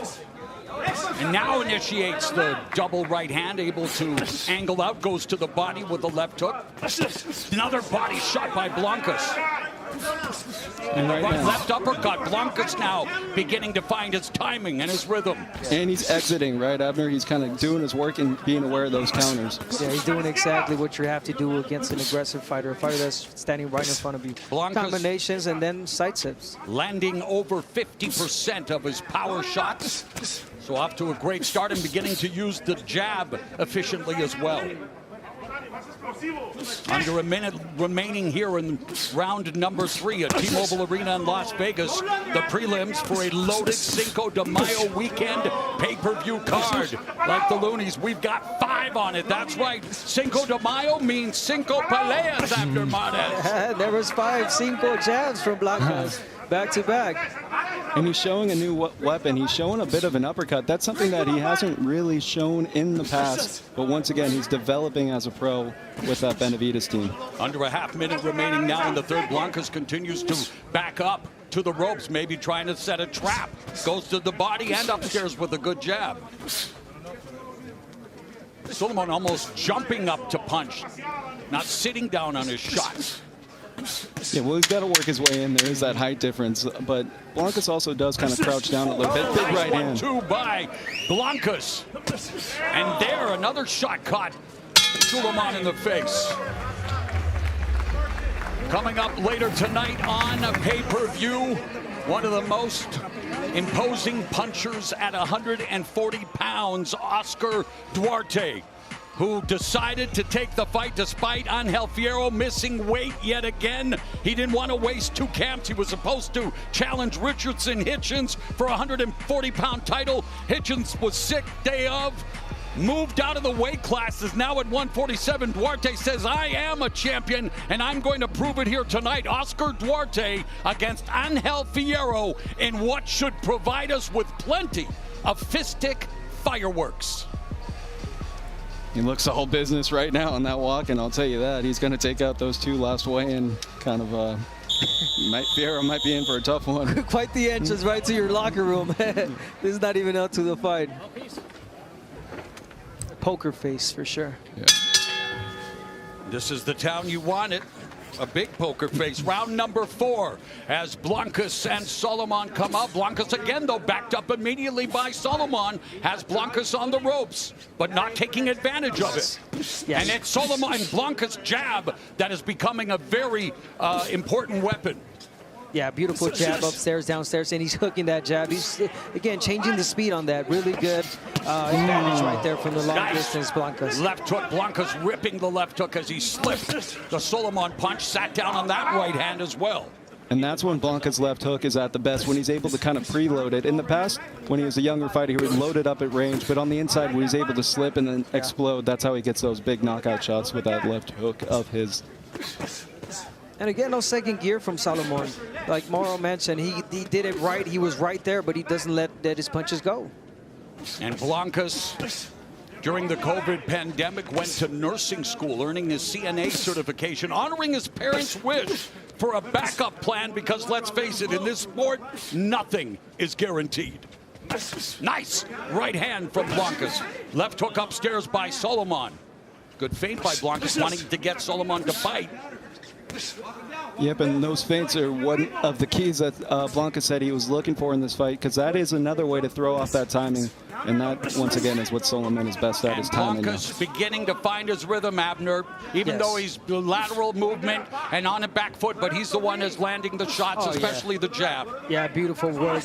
Like you said, the speed's there, the timing, and he's even controlling the center of the ring when he wants to, but he knows that he doesn't and shouldn't be there, so he decides to go on the outside, and again, it's beautiful work. It's a muted output in terms of punches thrown, but Blancas more than doubling Solomon in terms of total connects here in the fourth round, scheduled for 10 with a minute left in this fourth frame. Yeah, no urgency from Solomon. I mean, this is a big card, big opportunity for him, and I'm not seeing a lot from Solomon. Good hand speed on display from Blancas. Yeah, Blancas is showing a lot right now, and he's showing that he can kind of keep those punches short of his, even being a tall, lanky guy. Coming up on the final 30 seconds of the fourth. Edge Blancas here in the fourth round.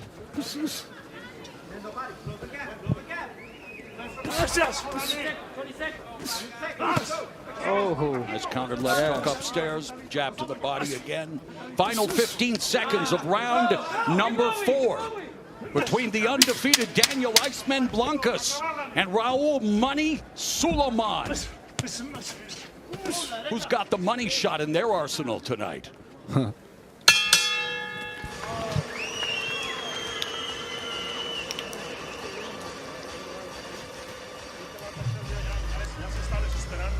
Listen, he's getting desperate already. You're doing everything you want in there. You're playing with him. Listen, in this round, I have no problem if you want to pressure. Let's pressure a little bit, okay? Push him. Let's just push him. I want to see what he has. But close your guard. Get in, get in. But close your guard, okay? Moving, not just in front of him. Move your head.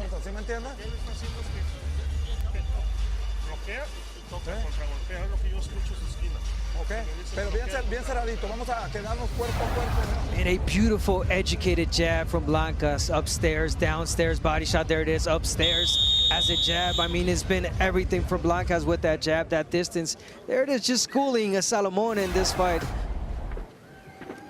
As we reach round number 5, Blancas, a third-generation boxer, started at the age of 8 after going to the gym with his father and uncle to watch them train.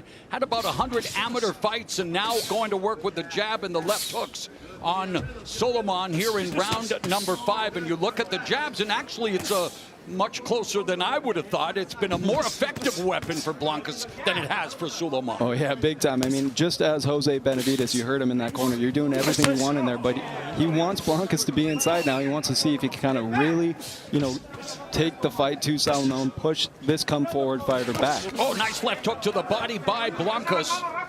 Looking to frame the shot there.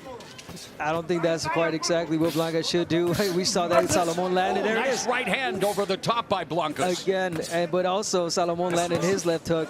Again, you know, you don't want to give opportunities like that to Solomon. Again, he is a big puncher. He's a guy that will break you down. So don't start boxing, start doing what you were doing and what was working for you as far as Blancas. 14 of his 16 wins have come by knockout for Solomon. He's lost 3 times, but never been stopped.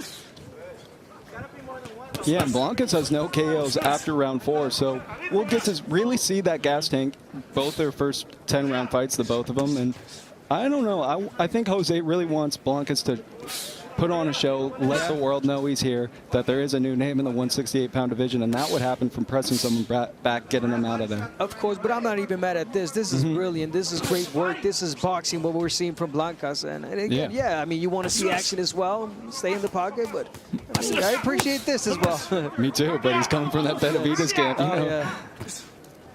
Was asked to join the Benavidez camp. Benavidez with Caleb Plant. That fight that Benavidez ended up coming back and winning, of course, showing off his power at 168 pounds. And his last fight against Anthony Yard showed it at 175. Will the power come 25 pounds north with him tonight against Gilberto Ramirez in the main event? We'll find out. But here's Suleiman and Blancas at close quarters with 45 seconds left in the fifth. Yeah, and just like right there, you saw Solomon. He's loading up on those shots, getting desperate. Once again, what kind of Jose said in that corner. So Blancas has just got to be aware of those. 1 or 2 shots coming back. But he can be smart, load up on a few of those left hooks, kind of make Solomon miss. Solomon's hands are low. How low can you go? Now he's got the high guard, but gets hit, takes some steam up. The punch rolled with that right hand. And you see Solomon took a step back right there, and that's kind of what the plan was from Blancas this round. And there's a big right hand over the top, too. Body shots by Blancas. Flicking jab by Suleiman. We are at the midpoint of the scheduled 10-round fight at a contract weight of 169.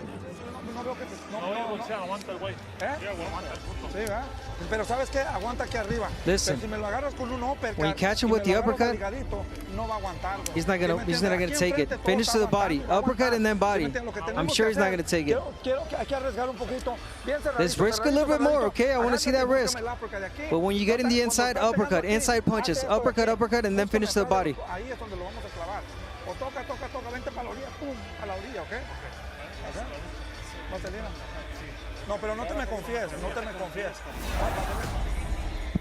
And here it is, Blancas, jab upstairs, downstairs, but really smart from Salomon trying to get the hands down, but beautiful counter punch right there from Blancas. Again, being really obedient and really strict with that distance. Beautiful work from Blancas. Both Blancas and Suleiman coming off knockout wins in their previous outings. The undefeated Daniel Iceman Blancas in the Mexican flag colors. Raul Money Suleiman in the gray and black trunks. And our unofficial scorer, Larry Hazard, has Daniel Blancas pitching a shutout through 5 rounds. Yeah. Going to his catcher in Solomon, as you mentioned at the beginning, former catcher. That's right. I know you'll appreciate the baseball analogy. Yeah.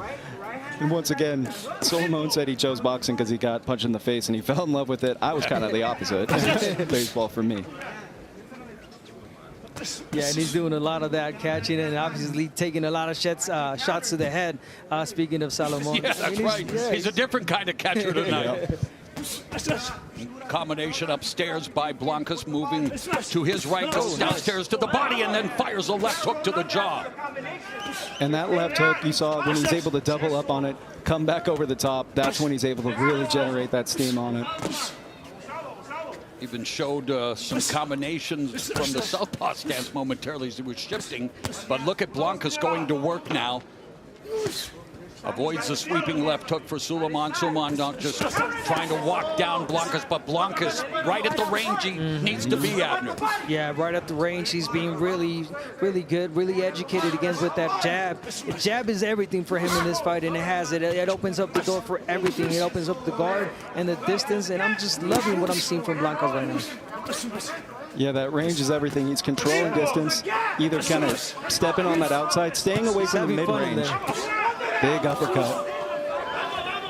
Blancas will be the first to tell you don't win on fight night. You win in the work you put in the gym. And when you're a member of the Benavidez camp, you know you're going to be put to work.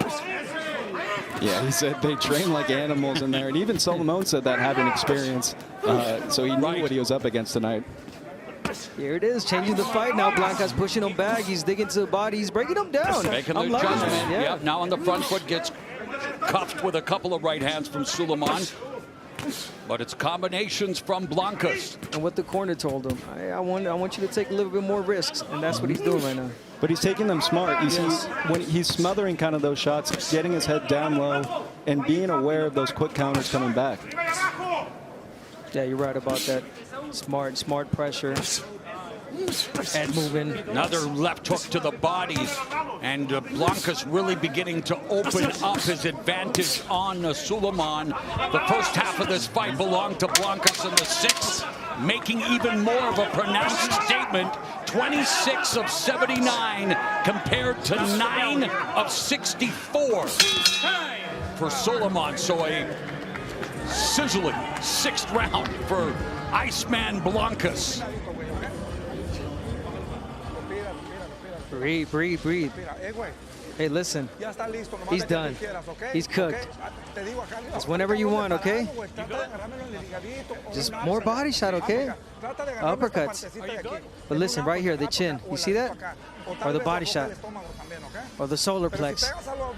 But listen, if you hit downstairs, you want to come up with something. Bend your knees a little bit, and I want to see the uppercut.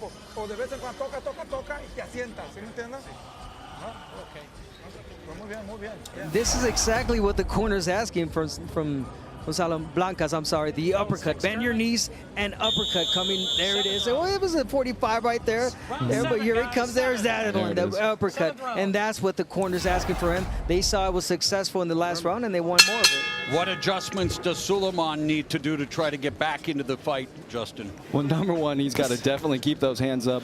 And he's not a guy that's going to use his feet. He's pretty much going to do the same thing every round, and that's going to be trying to walk you down. But he's going to have to punch kind of where Blancas is moving to. You see Blancas is moving left and right, and Solomon's just kind of following him, waiting for his turn. And so far, Blancas has landed more body shots than a bachelor party here in Sun City, as he's really going downstairs and making that investment. And again, everything is behind the stick, the jab. You saw that quick little uppercut right there from Blancas, but what Jose Benavidez wants him to do is bend down, getting those knees, and then come right up through it. Pretty much what he just did right there. Yeah, that's why we're not seeing a lot of the jab right now from Blancas, because he just wants to get in. There it is, get in close. Shot. High guard. And the uppercut is effective, like Jose Benavidez Sr. asked for. More uppercuts, more body shots. And Suleiman got his jaw jacked with that uppercut on the inside. And total power punches through 7 rounds. Huge advantage for the undefeated Daniel Blancas. And here it is. It's exactly what the corner said. Hey, if you want it, and if you want, you can beat this guy and stop him. I'm sorry, Blancas. And yeah, when he decides to let his hands go, he's so relentless. He is, machine. There it is. We're seeing what Benavidez does. Seeking his 8th stoppage victory, making the investment to the body, pushing Suleiman back to the ropes, landing a right hand upstairs on a left hook. Suleiman taking these shots. He's been down twice, but he's stood up to every power shot from Blancas thus far. Yeah, he's. Then that's pretty much what Jose wanted in this fight. You're going against a come-forward fighter. Can you be the one that's going to be able to press him backwards? And you see he's kind of pushing him a few times, but he is being the bully in there as Blancas. Yeah, a lot of these pressure fighters, they don't know how to fight going backwards, and that's what, Blancas already found out about Salomon. So again, the first half of the fight, all Blancas, and he's really beginning to widen the gap, statistically speaking, and really digging to the body. Yeah, sometimes after they tell you got to bully that bully. Yeah. And Blancas took his time early, but as you see right there, he's the one that's able to kind of use his strength now. Just teeing off on Suleiman. Suleiman's high guard deflecting a lot of those shots, but still an upper getting through. But I like the mentality about the corner. That's Benavidez' father telling him, hey, he could box and he could have done all of this, and won the fight easily, but he wants more action. He know he can stop him and hurt him, and that's what Blancas is doing. Blancas, hand speed, combinations, the jab, footwork, the range. Yeah. And Suleiman marching forward, but unable to do anything of consequence against Blancas. Blancas threw 94 punches in round 7. Wow. You good? Huh? That's what I want to fucking hear from you. Let's go. Understand? You need to do that fucking dog. Okay? Let's go there. You understand? You cannot be taking so many fucking punches in there. You understand? Raul, look, he's looking for the fucking counter because you're only throwing one punch. You're not listening. You're in the inside looking for the overhand right. You stepped over, fucking touched the fucking body. And did we tell you? Yes, Blancas found his rhythm. Very did. There it is, the body shots, pushing him, feeling just comfortable, throwing punches and punches. Definitely Benavidez school right now is what we're seeing in Blancas. This beautiful combinations. Just brilliant work from Blancas this last round. Throughout the whole fight, really. Yeah, David Benavidez, one of the biggest offensive threats in all of boxing, known for that high volume pressure. And in the 168-pound division, the average is 51 punches thrown around. Blancas tonight is averaging 66, 90 over the previous 2 rounds. Well, there you go. Remember, what did he say is the biggest thing that he learned from David? The work ethic. The fight is won in the gym. And you're seeing that right now. First 10-round fight, and he's using more volume than I've really ever seen him use in the past. That is Blancas, and he's in flow state right now, pretty much even switching southpaw at points.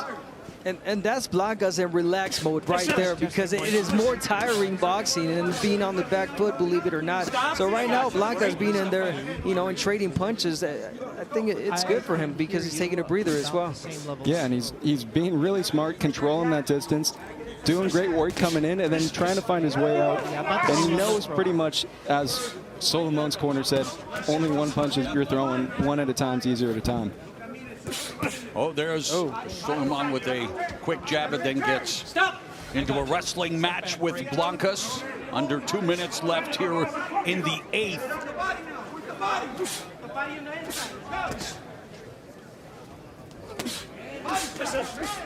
Both of them looking to go 10 rounds for the first time. And it's really now or never for Salomon. The corner trying to wake him up, trying to hype him up. Hey, listen, do you want this? Come on. We got to see more from you. And we are getting a little bit of glance of what Salomon can do if he's aggressive and he lets his hands go. But again, this is the 8th round. You got to pick it up. You got to look for a haymaker now, really, and hurt Blancas. Yeah, and he's been trying to do that, but he even had Blancas against the ropes. Blancas pretty tight in there. Didn't quite land too much, Salomon. He's up against it right now. And power punches landed for Blancas. Suleiman's father, Raul Sr., was a professional soccer player, and it's Suleiman now looking for the goal! Under a minute left in the 8th. Always wanted to do that. Golazo right there. It sounded like it. It sounded good, buddy. Ready for the World Cup. I like that. Body shot from Blancas again continues to just sap away the strength of Suleiman. Now we'll see if that uppercut really starts to play in here as Solomon is out of gas and he's kind of leaning on Blancas, especially with that head. No, it's a right hand that's found a home for Blancas.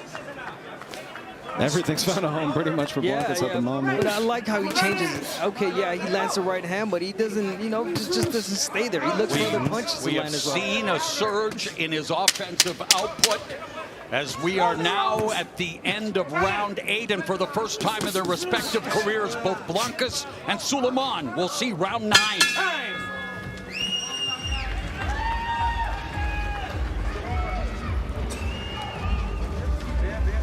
Good. Listen, but the only thing is don't stay too long, okay? And if you do, move your head. Breathe.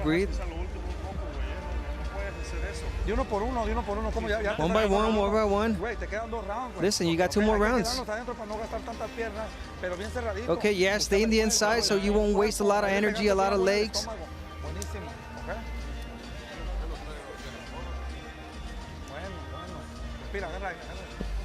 Breathe in. Give me another hard breathe. Deep breathe. Let him throw a little bit. Let him open up. But time him, okay?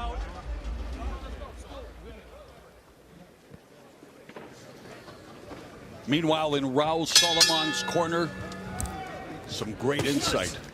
We need the last 2 rounds, and we need them big. They're going to need them huge. But you heard kind of what Jose was telling Blancas. He wants him to give Solomon a little bit of confidence, have him open up, and then come land that huge left hook that Blancas is known for. Yeah, and then time him. He said, yeah, give him that confidence, let him throw a little bit, like you mentioned, and yeah, go throw in between. And the inside punches are definitely working for Blancas. But again, a great point was that, you know, him using the ring and running around. Well, he said, stay in the inside because I don't want you to get tired. These are the last 2 rounds. Uncharted territory for both fighters. Their first 9th round, and Blancas continues to work behind the jab, lands a beautiful right cross, and there's a lead right hand. Double rights to Solomon, and Solomon can take a shot, man. Yes. Yeah, it looks like uncharted territory for Solomon, but I'll tell you, Blancas looks like he belongs here. And that's kind of what Solomon was saying. This is the most dedicated he's ever been for a camp, but he's run into, you know, a guy in Daniel Blancas who is ready for everything he was going to bring tonight. Of course, a 168-pound championship will be on the line in our co-main event later tonight on pay-per-view. Armando Resendiz in his maiden voyage as champion, defending against Jaime Munguia, looks to become a 2-division champion. Yeah,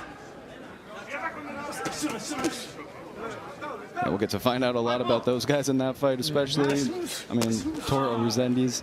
We'll see if he can ride that wave of momentum that he's coming off the upset of the year. Meanwhile, Munguia avenged the loss in the 24 upset of the year to Bruno Sarash, yeah, and made that change to Eddie Reynoso and kept his hands up in that fight. But we'll see.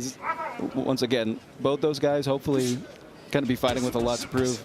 Meanwhile, Solomon unable 1, 2, 3, 4, 5. do I cannot much hear myself against your program. Blancas standing in front of him. 2, 3, 4, 5. Now I'm starting to hear myself. Sounds good. That's pretty good really level. Right Hang on a second. Yeah, he's been punching that's whole fight. fine. I mean, Now if he could perhaps... right in front of him. Yeah, good job. The pressure. Let me see if I turn my program down. Guy that's just Check testing 1, 2, 3. Testing 1, 2, 3. Testing 1, 2, 3, 4. Throughout this whole fight. Okay, that's pretty good. Thank you. Haven't heard the producer yet. Combined punches, and we are 30 seconds away from completing the 9th round. There's a huge edge, though, statistically speaking, for the undefeated Daniel Blancas. Yeah, but you need a guy like Solomon for Blancas, because Blancas ended those last 2 fights early. You got to kind of find out that not everyone's going to fall when you hit them with your best shot. So getting these rounds in, and once again seeing that gas tank doing all these things. And Solomon came in with over 20 rounds of pro experience, yes, I can hear edge, you. if you would call That's it that. good. Did That's have a pretty little good more level. Thank you experience so much, than Mike. Blancas, but proving Sounds to be good. a I can hear you difficult fine. experience. Thank you. Tonight for Solomon. Good. I like it. I gotta have to tell you, bro. It seems like you don't want to fucking win in there. I do, bro. No, you don't. Because you're fucking cruising in there. You're just cruising. We told you we need these fucking rounds. You're letting this motherfucker box. Last round, touch gloves. You good, Raul? You gotta throw more punches and hit the body, Raul. You haven't hit the body. We've been telling you the whole fight. You gotta work the fucking body and you keep headhunting. And you're looking for one fucking punch. Thank you. We need the fucking knockout to win. This is it, bro. You gotta knock him out. That's it. And then it's not gonna be by you trying to load up on one. You gotta set it up. You understand? All right, this is it, bro. Let your hands go, okay? Find the body. Be on them. Stay on You're them. much better than this fucking guy, bro. The boxing ring is the theater of truth. And sometimes that truth hurts. And Edgar Jasso speaking truth to Raul Solomon. It's come down to this, the final 3 minutes of this fight between the undefeated Daniel Blancas in the Mexican flag colored trunks and Raul Solomon in the gray and black trunks. You know, it'll be interesting to see how Blancas kind of treats this, if he's going to stand in there with him while Solomon's going for that knockout, and maybe that will be the opportunity for Blancas to land that huge counter. But I think it's going to come down to that. I mean, the pressure right now from Solomon, urgency, obviously, the corner telling him. I mean, he knows that he's got to look for the knockout. So, yeah, like you said, it's going to create an opening for Blancas to land a big shot. Meanwhile, Blancas using that jab as a beautiful paintbrush, and it's very effective. Upstairs, downstairs, body shots from Blancas. Step back, guys. Punch out of there. Stop. But no, not quite from Solomon. Not throwing a lot of punches again. Yeah, well, he kind of finds out right when he gets out there that he's there it landing is. a few. He finally threw a combination right there and snuck it through with that left hand, but the more he throws, the more he is open for a Blancas left hook counter.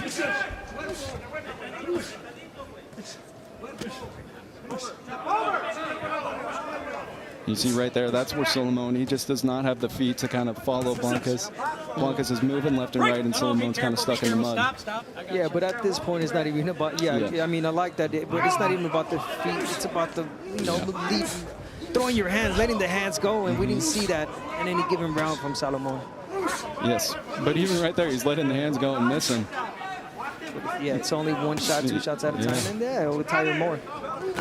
Oh, beautiful. Uppercut on the inside by Blancas, goes downstairs with the right hand. Hand speed on display, double jab, splits Suleiman's guard. There's a right hand, lands for Suleiman. Are you content with Blancas to continue doing what he's doing, or would you like him to try to make a statement in this final minute? I would like him to kind of look for that uppercut right now when Solomon's coming in. And it's there, as you see.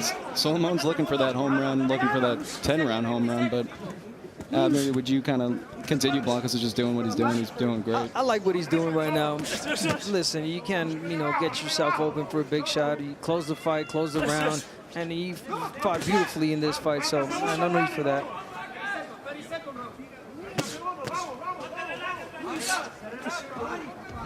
And even right there, he was able to bully his way off the ropes when he got trapped in there. And just kind of using that strength against a guy who is a heavy, sturdy fighter in Solomon. Stop. You see that's a little bit of frustration behind him. So for the first time in their respective careers, Daniel Blancas and Raul Suleiman go the 10-round distance. But I have a feeling Suleiman is not going to be happy about the judges' scorecards.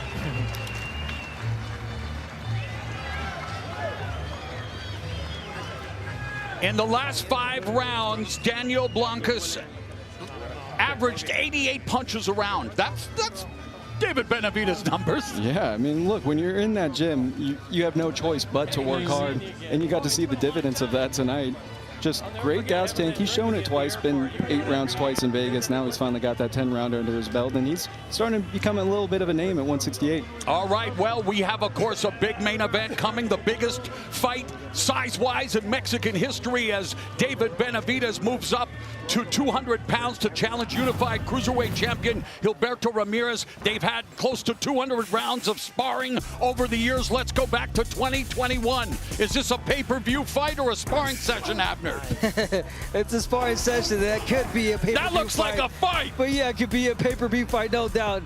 And yeah, that's what they say. This sparring session was a fight. It was toe-to-toe, back and forth action. I mean, they don't even know who won that fight in that sparring session. I'm wondering if Ramirez playing a little mind game, saying, headgear, bigger gloves. I didn't make too much of it. Meanwhile, Benavidez said, I remembered every single second of those 200 rounds. Well, I think that's just the difference in Benavidez spars like it's a fight, whereas Zurdo kind of spars to get better. But I'll tell you what, Benavidez in the gym, in the ring, if he puts on those gloves, he's going for it. Does Daniel Blancas remain undefeated as we all believe? The man with the answers, Miguel Flores.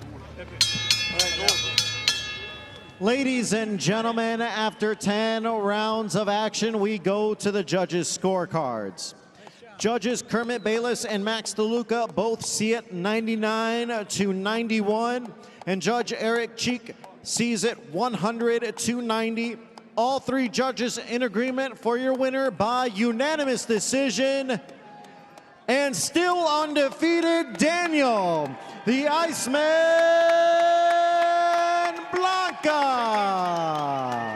A lot to like about Daniel Iceman Blancas as he improves to 15-0 on this Cinco de Mayo weekend, and that wraps up the preliminary portion of the card. To put a capstone on the proceedings, let's go back up to Bernardo Osuna.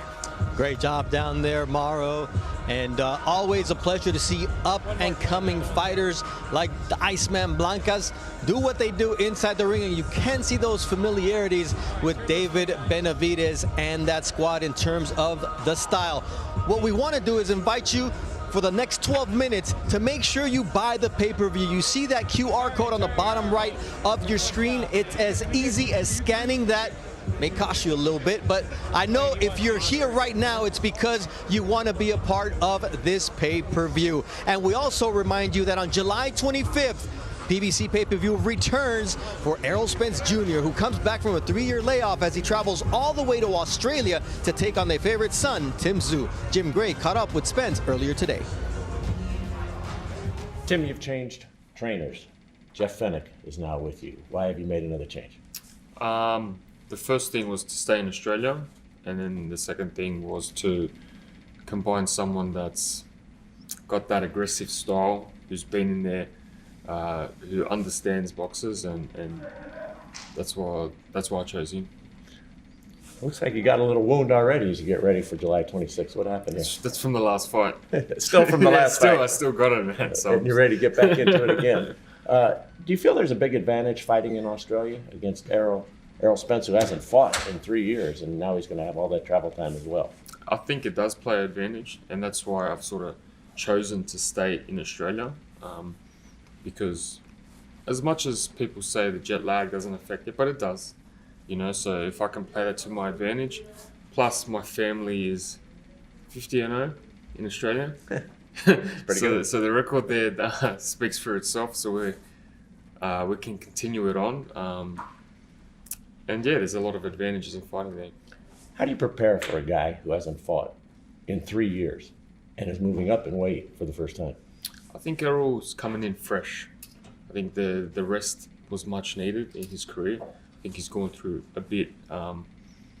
So I think he's coming in rejuvenated, refreshed. So in terms of preparation, preparing for the best version, the type of guy who, when he fought Kell Brook, that's the version that I'm applying myself to.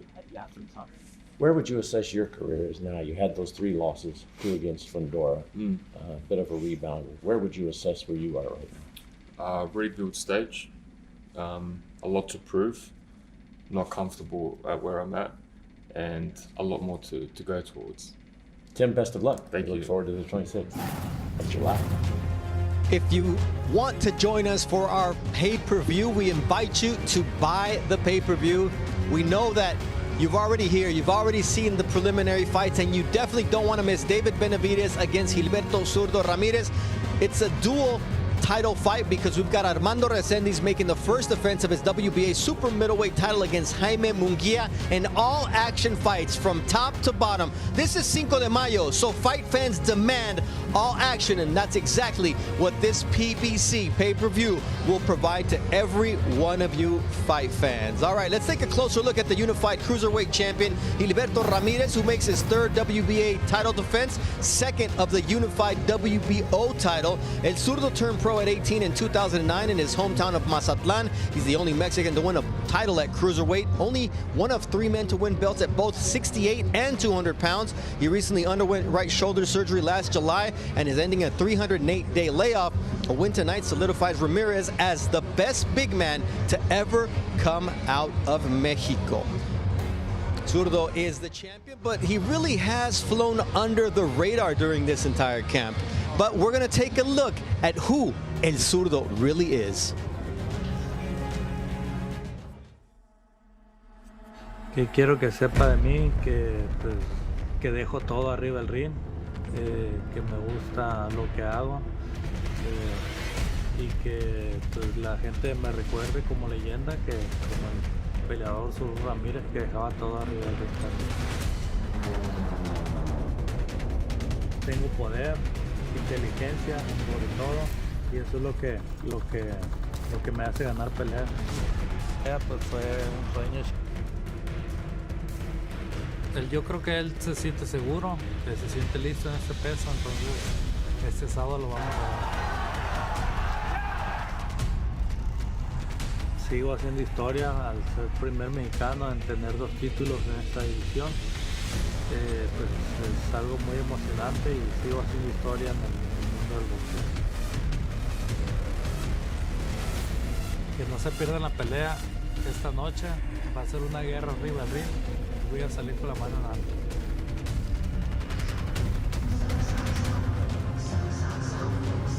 Cinco de Mayo is where dreams are made and careers are defined. We invite you to buy the pay-per-view. Benavidez Ramirez right here. PBC continues in just 7 minutes. Fremont Street is starting to empty out because everybody's going from downtown Vegas to the T-Mobile Arena. Hey, Rolly Romero, the champ, is in the house here to support his stablemates. And you know what, Rolly Romero, we can't wait to see what's next for him, see? Well, first of all, he's a dry comedic genius, all right? Let's give Romero that credit, but even more, the punching power, the world title at welterweight. Rolly is evolving into the best version of himself. He can be the punchline willingly because he's a goofy guy outside the ring, but inside of it, he's dangerous. Yeah, he's been chasing those big fights as well. Negotiations fell apart for his fight with Devin Haney's unification, but there are still talks ongoing with Ryan Garcia. We'll see what happens there, but Rolly, a recognized world champion, he's in line for a big fight. And you know what, when you get past the personality, which is oversized, that's about as big as a T-Mobile Arena, he really does know how to break down boxing. When you sit down and talk boxing with Rolly Romero, you come out with some good nuggets. So let's do the same thing amongst ourselves, but talk about tonight's main event, because Gilberto Zurdo Ramirez, he's gone under the radar, and I think it's by design. He's so comfortable allowing David Benavidez to carry this promotion, but at the end of the day, it doesn't mean he's not a born winner. What should we look out for with Zurdo tonight? Skill, power, timing, body shots, you name it. I'm with you. Zurdo Ramirez has been, I think, wildly discredited by some people during this fight. This is a guy that's 38-1, or 48-1, 30 knockouts on his resume. When he was fighting at light heavyweight, he was 5-0 going into that fight against Dimitri Bivol. All 5 of those wins came by knockouts. We showed he had power in the higher weight classes. Since he has moved up to the cruiserweight division, he has been a monster. Beats Joe Smith the first time out. Beats 2 recognized champions in Arsan Goulamarian and Chris Billum-Smith. Then he beats Uniel Dorticos in a mandatory challenge. He has fought the very best this division has had to offer, yet when I look at these sports books, I see 4-1 odds. I see Zurdo Ramirez being treated as the B-side in every possible way. At the weigh-in on Friday, we had Ramirez sitting there in his underwear while a mariachi band came out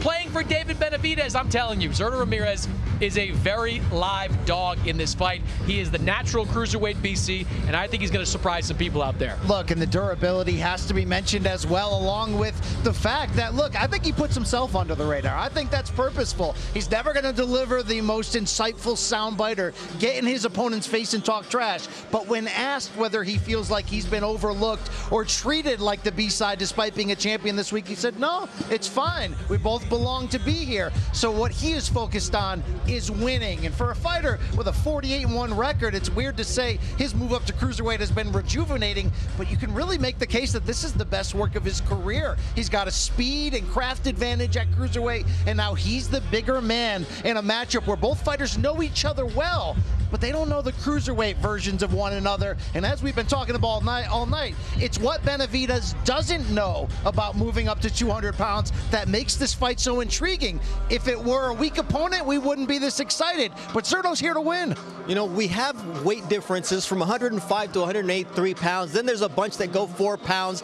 7 pounds, 5 pounds, whatever you want. This is 25 pounds. And when was the last time you went to a weigh-in and you saw David Benavidez look small? I don't think we've ever said that about David Benavidez. So how does he overcome that size differential? Well, he's going to have to do what he does. And we asked him, how do you overcome that size? He said, fight like I do, which is like a dog. What I want to see from David Benavidez tonight is, will he have to become the boxer at any point? Or can he lean into his strength, which is high volume attack, walking you down, squaring up, yet so responsible behind his high guard that he can hit you with so many punches at every angle? Can he win this fight by going through Zurdo and fighting him at close range, even if that gives a little bit of an advantage back to his bigger opponent? Or will he need to box? That's what I'm looking to see. I would say this too about Zurdo.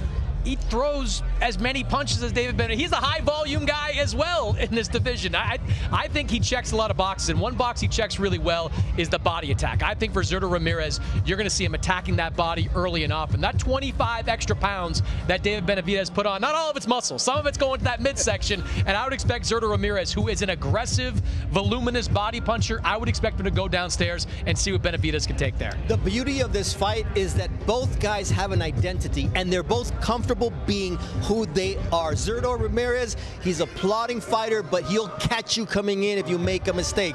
And David Benavidez is as willing to engage with you and overwhelm you as anybody in the game today. That is our 5-fight pay-per-view card. We'll be starting in just a couple of minutes, so we invite you to please join us for David Benavidez and Gilberto Zurdo Ramirez. We have a QR code. We're going to make it super easy for you to participate with us as you see the teams coming into the T-Mobile Arena. This is a fight card you won't want to miss. It's not just the main event and the co-main event, which are title fights. It's 5 wars, including that man in the co-main event, all the way from Tijuana, Baja California, Mexico, with Eddie Reynoso in his corner. Team Canelo, we expect Canelo to be here as well. You don't want to miss this Cinco de Mayo fight card. If you got your carne asada, if you got your cold beverage, all you need is that QR code to join us in just a few minutes. Right here at the T-Mobile Arena, we have pay-per-view action coming to you live right here from Las Vegas. May 2nd, champions collide. David Benavidez, undefeated, unrelenting. Zurdo Ramirez, powerful, punishing. And there's a left hook. Can the Mexican monster snatch the crown from the unified Cruiserweight game? Plus, Resendiz faces Munguia for the super middleweight title.